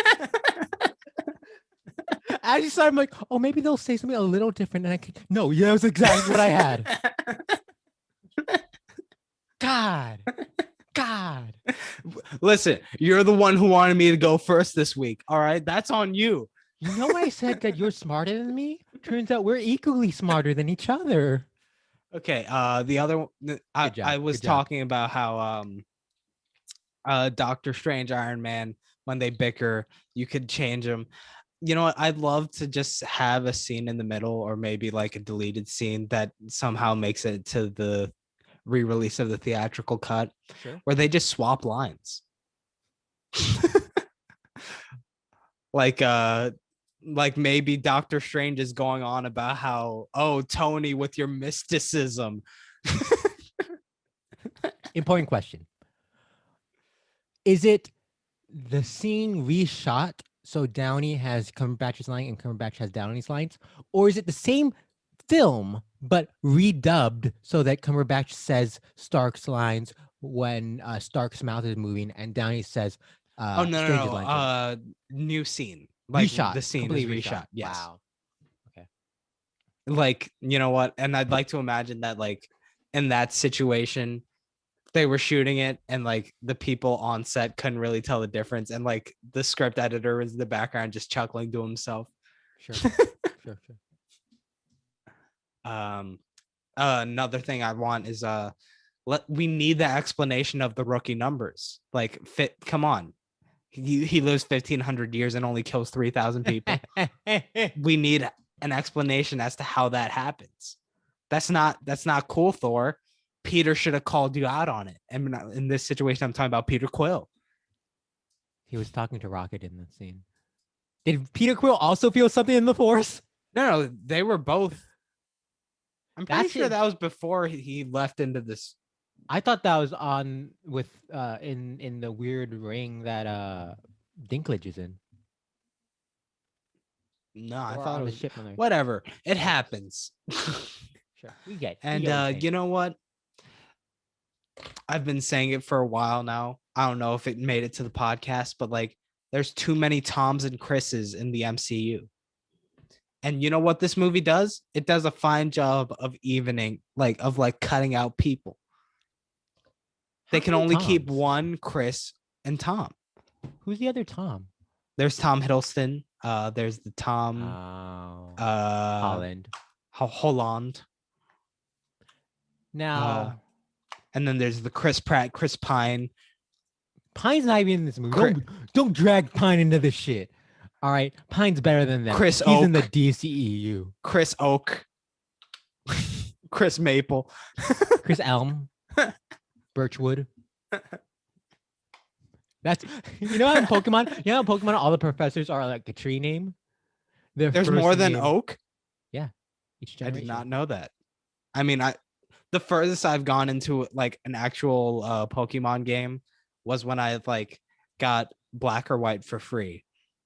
Oh wait, no, it wasn't Black or White. It was X or Y. It was the red one of those. And then I got so far as picking my initial Pokemon and I stopped. My earbuds are about to die, so I'm gonna go run and grab my headphones. And so you continue this.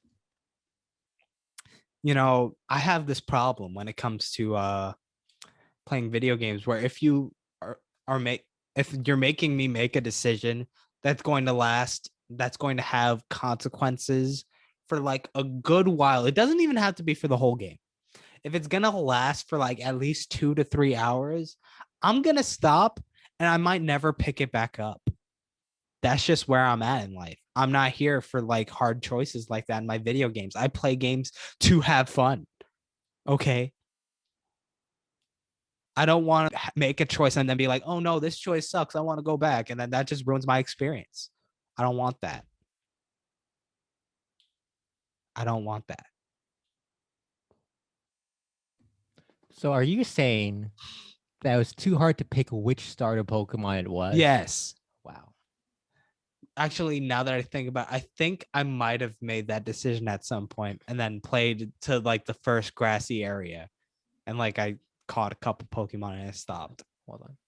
Well, how did you get into Pokemon? Oh yeah, the Chris's and the choice. Oaks and Pines. Yeah. I was gonna say, what? It's all like Professor Oak, Professor Pine. What if their names are Chris? We don't know. Hold on, how else are you fixing this movie?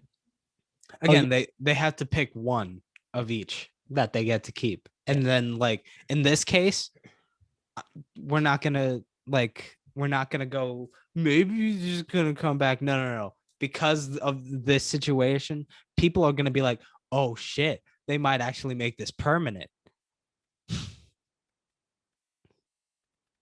Because Important question. How do you feel about the two Peters? oh yeah, they have to pick one. But they both disappear. Then that's fine. Though, you know what? Because you know that it's not the case because Spider-Man's gone, we're gonna bring Spider-Man back. We're gonna make this hard for people to assume that that they're dead people are gonna come back.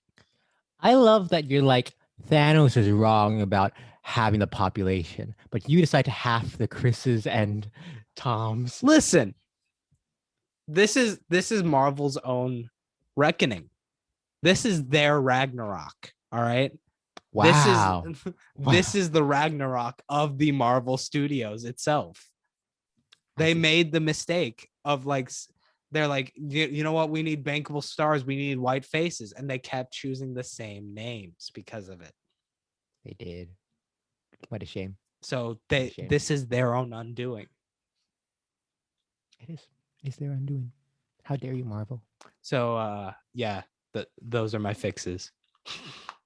Well done. Well done. A lot of great fixes there. A lot of great fixes. Especially the one I also came up with. Don't worry. My mind is an enigma. Is there a box in it? You look inside of it. There's not a box. There's a box of milk that spills. Wait, on did you the just say a ground. box of milk? A carton of milk. I'm sorry. I'm just thinking of the episode of SpongeBob. Yeah, I see the box of milk. that was a carton. But I'm like oh, wait, honestly, it's Yeah. shame on me. That's just semantics at that point. Box carton, Yeah. Is a carton same not? shit. Yeah. Come on, Juan. So first fix. Whenever they say the word carton in this movie, they say the I word don't box think it instead. happens. Not many fixes. Not many. I don't know if it's but like general for the MCU, not just this movie. Right. Next, we brought up the all right. So Thanos' children come down, Okay. pull up You know what? Spider-Man. You keep saying that. Are they actually children of Thanos or are they just I his meant followers? I meant to ask you. I meant to ask you.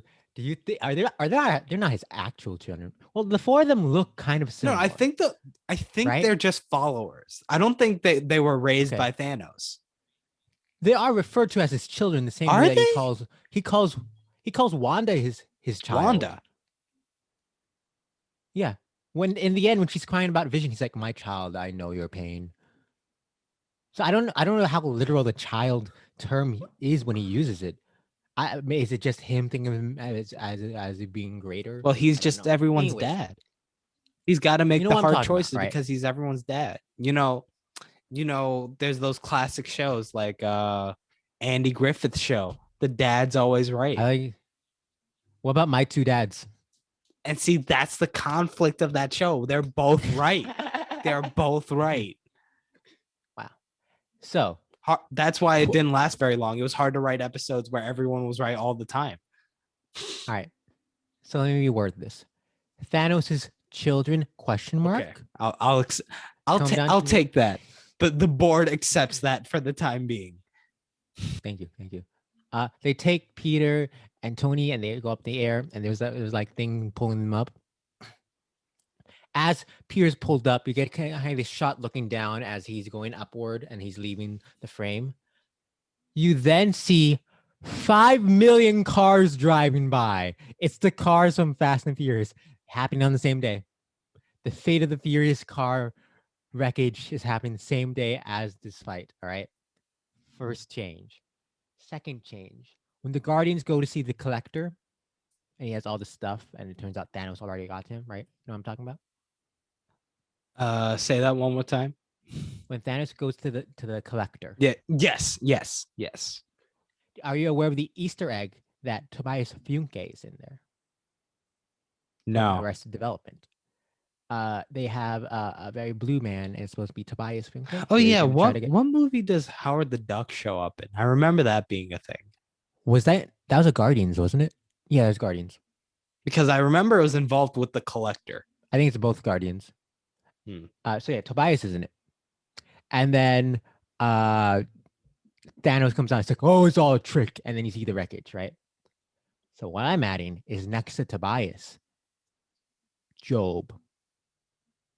And Thanos goes, oh, it's not real. And then Job goes, it was all an illusion. Whoa, wait, when you say Job, yes. Are you talking about the dude who wrote the book that inspired the movie A Serious Man? You lost me. Go on. Explain more. Book of Job. I was unaware of this. Yeah. I meant Job played by Will Arnett in Arrested Development. Huh? It's all an illusion, Michael. And then you see the wreckage.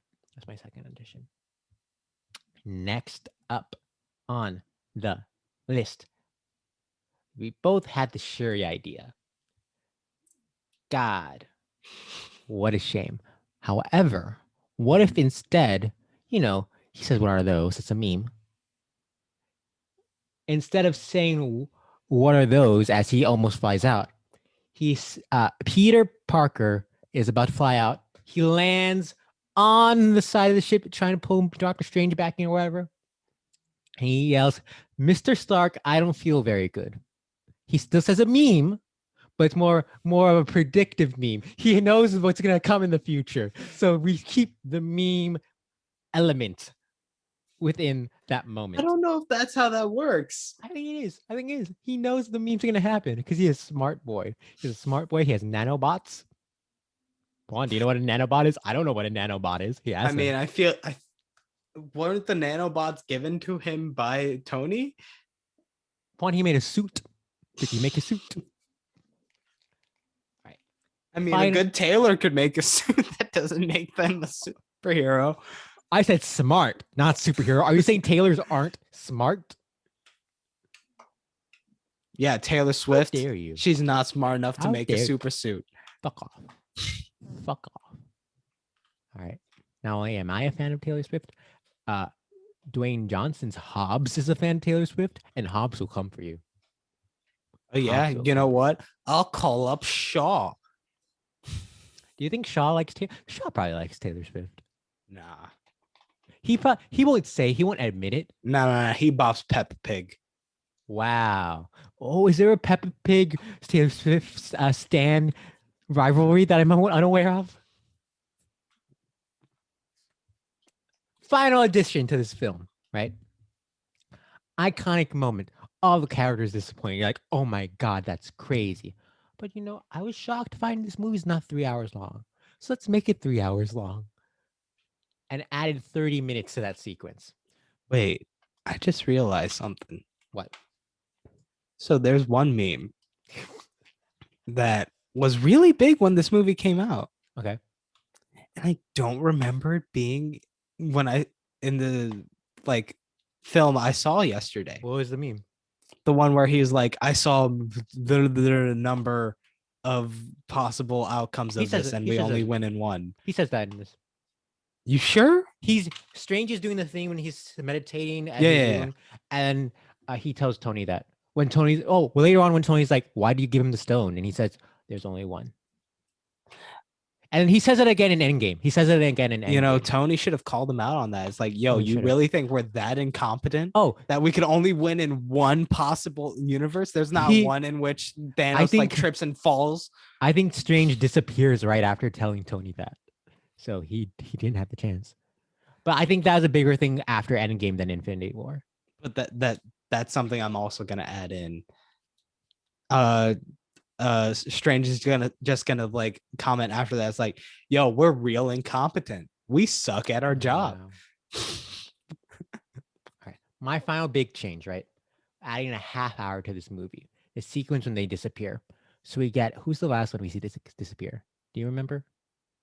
Wasn't it Peter Parker? Maybe. Peter disappears. Let's say he is. Cuts to, because as we know, this happens to the entire universe. And as we know with movies, every movie is in the same universe. So we can cut to a scene from every franchise that has appeared in the $1 billion movie club, and someone's disappearing. Oh my God. Juan, how do we want to do that? I had a terrible idea of how to. One way to do it in Lord of the Rings, Return of the King, during the scene where he's like, Sam, and then they all jump on the bed. Like he calls out, and then like when they're jumping on the bed, the scene where they're all jumping on the bed, people start disappearing. That's good. That's good. That's better than what I have. Juan, do you want to name a franchise and then tell you what happens, or do you want me to go through them chronologically? Oh, you just want to run down the entire list. Oh, I made one for every franchise. Oh shit. All right, let's go. Titanic, right? Mm-hmm. The ship's about to crash into the iceberg. Everyone's like, oh no, iceberg, right? The iceberg disappears. You know what else disappears? Half the ship. And everyone on that half of the ship. So it's still yeah. So the the movie still has to happen. The movie and the historical event. Okay. So what are we gonna do for let me just read through all of them. So it's not like 5 minutes of you figuring out which franchise to do next. Pirates of the Caribbean. We already did Lord of the Rings. I have mine. All right. What happens is half of the endings of Return of the King disappear. How dare you? I'll be honest. I was like, what happens on Lord of the Rings? I don't know. Where can I do this? And that just came to mind.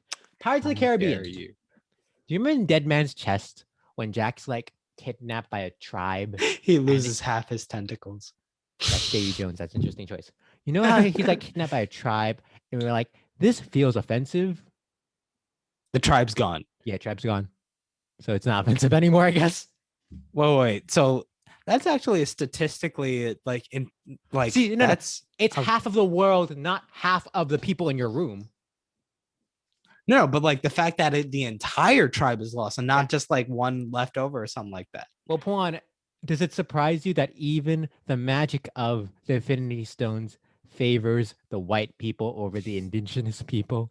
Oh yeah, how did we not talk about genocide as it relates to that? So too much. Next, We'll talk about that when we reach Endgame, I guess. Backfill. Dark Knight. The scene when Joker has the two boats, One of the boats is gone. they both disappear. Oh, wow. Batman's like, "I stopped you, Joker, because they're good," and then they disappear, and Joker starts laughing because he wanted them both. he does the Nicki Minaj laugh from the song Anaconda. Oh, sure, sure. You remember the classic line, he loves his fat ass. I think that's what Heath Ledger was inspired by when he did that role. Yes, he was inspired by a song that came out like 10 years after. Later. Next up, Avatar. Avatar has that like sex scene between them when their hairs tingle, right? You know what I'm talking about? Mhm. So next morning, Scully wakes up. Zoe Saldana's not there. Scully. Isn't that his name? Is it Sully? Scully. Now you made me forget his name again. Is Scully X-Files? Yes. His name's just Sully in Avatar? Yeah, Jake Sully. All right. So Sully wakes up after that night. And what is Zoe Saldana's name in that movie? Neytiri. Neytiri. Neytiri's gone. And Sully's like, fuck, is this some weird Navi sex shit that I don't understand? I don't know. I mean, she would understand. She's part of that culture. She's gone. She's gone. She's the only one that Oh, leaves. okay. Sully's still there. Sully's still Oh, so he assumed like it was like the sort of thing of like how anacondas do it. Sure. Another science fact. I know all these science facts. The female anaconda, once after finishing mating, she just eats the male partner. She just eats him. Next up, Alice in Wonderland. That movie just disappears. Everyone, Except for the dance.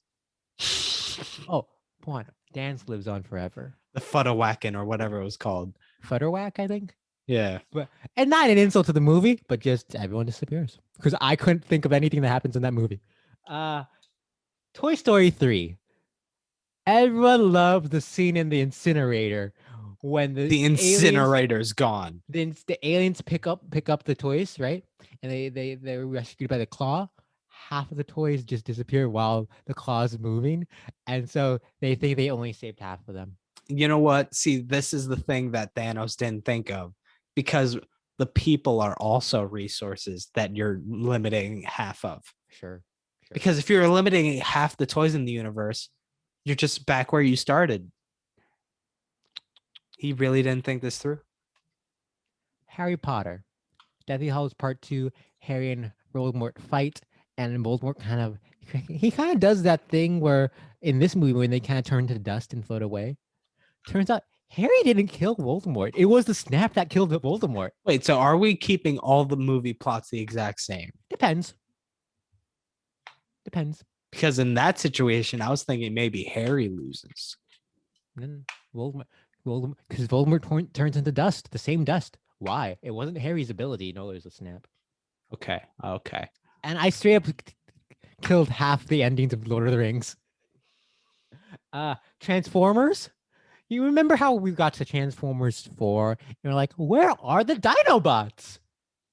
Turns out they were snapped. You're skipping 3? Oh, right. Franchise.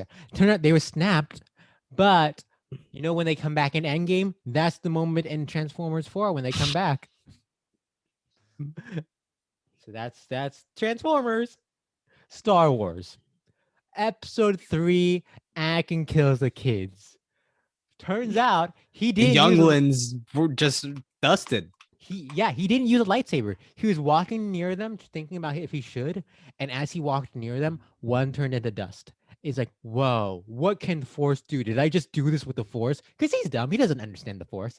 And as he walks past each kid, they turn to dust. So Anakin didn't kill the kids either, but he thinks he did. Yo, what happens in the Avengers? One, it's Coulson disappears, obviously. Oh, okay. Got it. Skyfall. Um, I have Q's ne- I Q's have gone, so yeah, now he really has to get used to boomer technology. I have next to this question mark, question mark, question mark. I forgot to do it. But Ray Fiennes shows up in the end, and Ray Fiennes, oh Voldemort, Ray Fiennes disappears too. Well, no, because in this one, Q is forcing all the boomer technology uh on 007, and then he's like, "Yo, you really gonna leave me with this trash?" And then Q's Wow, gone, and he's she like, does. "Man, I really should have respected Q while I had him." Is Q Ben Wheatley? Yes. Okay, cool, okay. I thought you. I was thinking M. I was like, that's not right. Next up, Jurassic World. Remember in the end where they're fighting a dinosaur and then like a water dinosaur The comes up? water dinosaur is gone. Yeah. It disappears when it's about to snap the evil dinosaur, so the evil dinosaur can then kill Chris Pratt. Which, what can you do? Snap at it. Fast and Furious. You know that great scene in Furious 7 when the cars fly? They go from building 1 to building 2. And on their way from building 2 to building 3 disappears. So they all crash and die. Pawn. No, they survive because of family. All right. How dare you? Oh, right. They group hug all the way down. Yeah. They form a chain of group hug so that it reaches them, and they just grab them and then And they bring them down. catch it like a net. Yeah. No. It goes upward into the sky. Oh, So it's they literally grab upward. them and Wow. bring them down. I was thinking horizontal, you're thinking vertical. Yeah, And that's why like you you're moving it. remember in like the famous movie World War Z when they like formed the chains to climb the wall, like that, but with family. So instead of zombies, it's family. I see. I've never seen World War Z, but I get it. It occurs to me I skipped Frozen. And so let's just say that Olaf dies. And then Anna is like, damn, I didn't hug him enough. And he left because of that. It's and you know what, in that universe it's not because he got dusted. It's because it disappeared the clouds in the sky forming the snow, so the sun rays killed him. You're right. You're right. Despicable Me. Uh, Gru's dead. No. So now the 3 kids are orphans once again. The minions. So we're taking minions and them all in the cave, and half the minions disappear, but no one cares. Minions have been long worried about overpopulation. Turns out they have the same mindset as Thanos, so they're very grateful for half the minions being gone.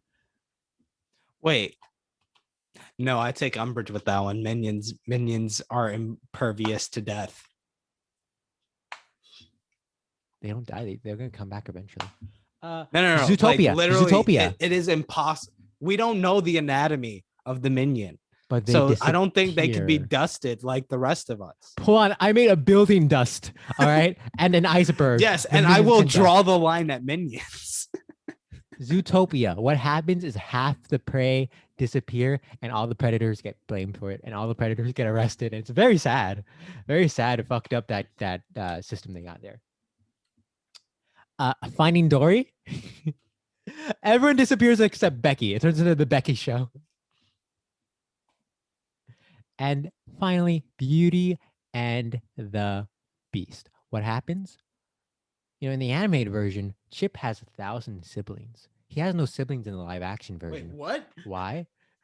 Oh, yeah. In the animated version, Mrs. Potts is like, all right, Chip, go sleep in the cupboard with your siblings. Right. So all Chip's siblings missing. Oh my God, we didn't even reach Incredibles yet. No. But they weren't affected because they are not in the franchise yet. I'm sorry. So that is how I am fixing this film. Great fix. It occurs to me when I came up with the idea, I didn't think of how long that would be. Yeah. But who cares? Because it's time to move on to science. You know what? We had a couple science fact moments. A lot. Yeah. Now it's time to bring in the full hog of science.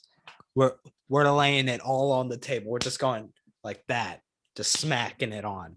It's time to rank Avengers Infinity War on the $1 Billion Movie Club's ranking. Oh, what am I doing? There we go. Share the screen.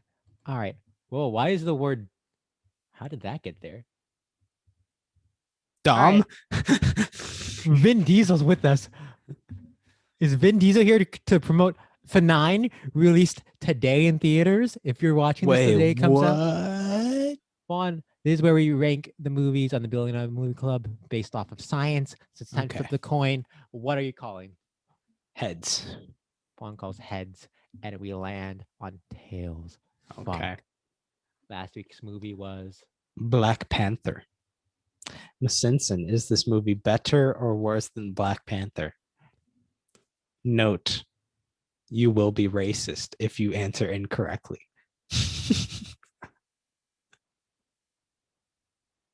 I can't hear you. I'm thinking. Okay.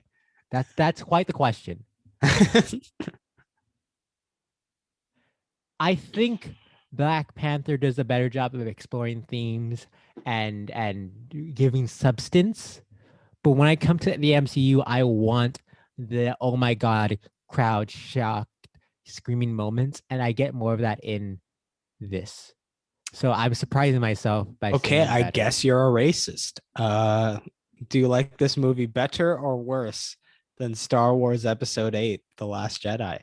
I'm saying worse than Last Jedi. Okay. Oh, so we don't even. So no, let's put in the random number All generator. right, what's the min? What's the min? The min of 8, I think. All right, and the max is. And a max of 8. Let's see Wow. what number we get.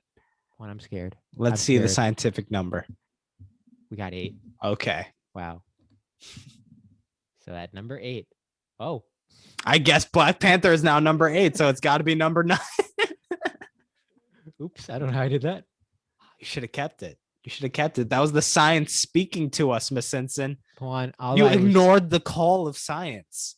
although I respect Black Panther, it's an incredible piece of cinema. I had a little more fun with this one. But the science was speaking to us in that moment. Juan, I feel like it's your fault. Zootopia's number 11. How do we have Black Panther at number 9 and then the cop movie at number 11? Let's recap. At this number list. 47, we have Pirates 4. Number 46, Alice in Wonderland. 45, TS3. What? TS3. Is that the dude who wrote Cats? Yes. He is at number 45, as he should be. Number 44, Avatar. Number 41, Transformers Dinosaurs. Nope. Wait, no, that's not the dinosaurs. Transformers No Dinosaurs. You could just, read the subtitles so we know what we're talking about. Transformers No Dinosaurs. That's more. Number 40, Avengers Age of Ultron. 39, Despicable Me 3. 38, Transformers Age of Extinction. 35, Captain America, I Don't Like Iron Man. You skipped a movie. Oh, I did? Okay. Pirates of the Caribbean, Tentacle Monster Man. At what number? At 30, I said 37. How is it that we've done this for 33, 34 weeks and we've gotten worse at this segment? Number Okay. 35, Captain America Civil War. 34, Star Wars Episode 1, dual-sided lightsaber. 33, The Dark Knight Rises. 32, The Dark Knight. 31, Marvel's The Avengers. 30, Minions. 28, The Hobbit: An Unexpected Journey. 27, Harry Potter and We're Ending This Now, Part 2. 26, Jurassic Park. 25, Iron Man 3. 24, Frozen. 22, Jurassic World. Tied at 21, Andrew Stanton's Finding Dory, Jordan Peele's Us, Sam Raimi's Spider-Man 3, and Ron Howard's Dr. Seuss's How the Grinch Stole Christmas. That's right. That's right. Number 20, Beauty and the Beast. 19, Titanic. 13, Star Wars, The Next Generation. 11, Zootopia. Number 9, Black Panther. 8, Wakanda. Avengers Infinity War. Number 7, Rogue One, Star War. 6, 8, The Fate of the Years.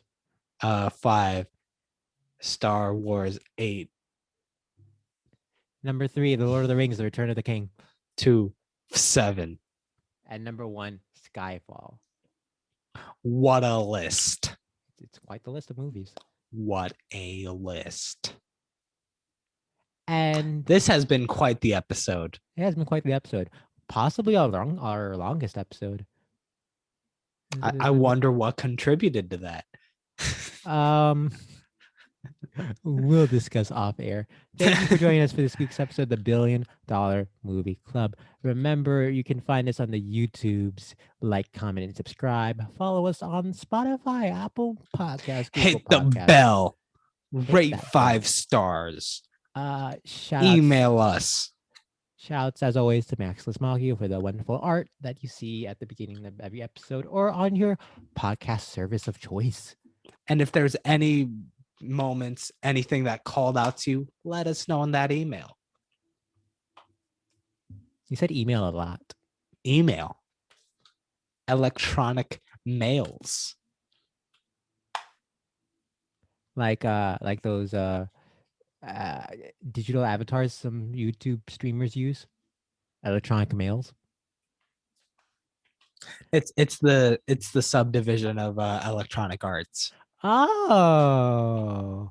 So they have a division for the arts, they have a division for the mails. Join us next week for Jurassic World Fallen Kingdom. Fallen Kingdom.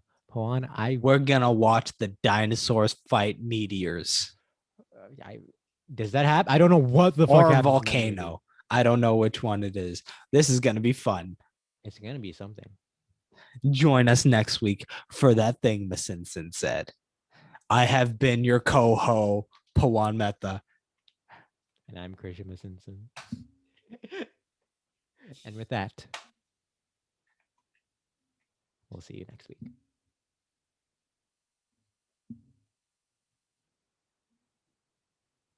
What are those? You know, one thing that there was that one moment that I did like the initial interaction when he went into the sanctum and talked. It was a quiet moment. Life needs more quiet moments. Movies need more quiet moments. There's just too much going here, going there, pew pew pew, portal noise, the laser noise, too much. Let's take it down a notch and let's talk about our feelings. That's what was needed in this movie. And I think we're gonna get a bit of that, a little taste of that when we talk about like 2 movies from now in this franchise. But you know, we need that camaraderie. That's another element that these movies seem to be lacking. Like a lot of the characters have like 1 or 2 lines of dialogue, and you're like, are they really that close? Or like, do they really know each other? And if anything, this movie actually does a good job with that in terms of like, it is really all rushed and everyone's like, who are you? Who are you? I guess we're fighting the big purple guy. Let's fight big purple guy. Let's team up. So there is that aspect that is pretty solid. You know what? Maybe I don't hate this movie. I don't hate it. Would I rewatch it again on a moment's notice? No. But you know what? We came to an understanding. I think during this conversation, we came to an agreement.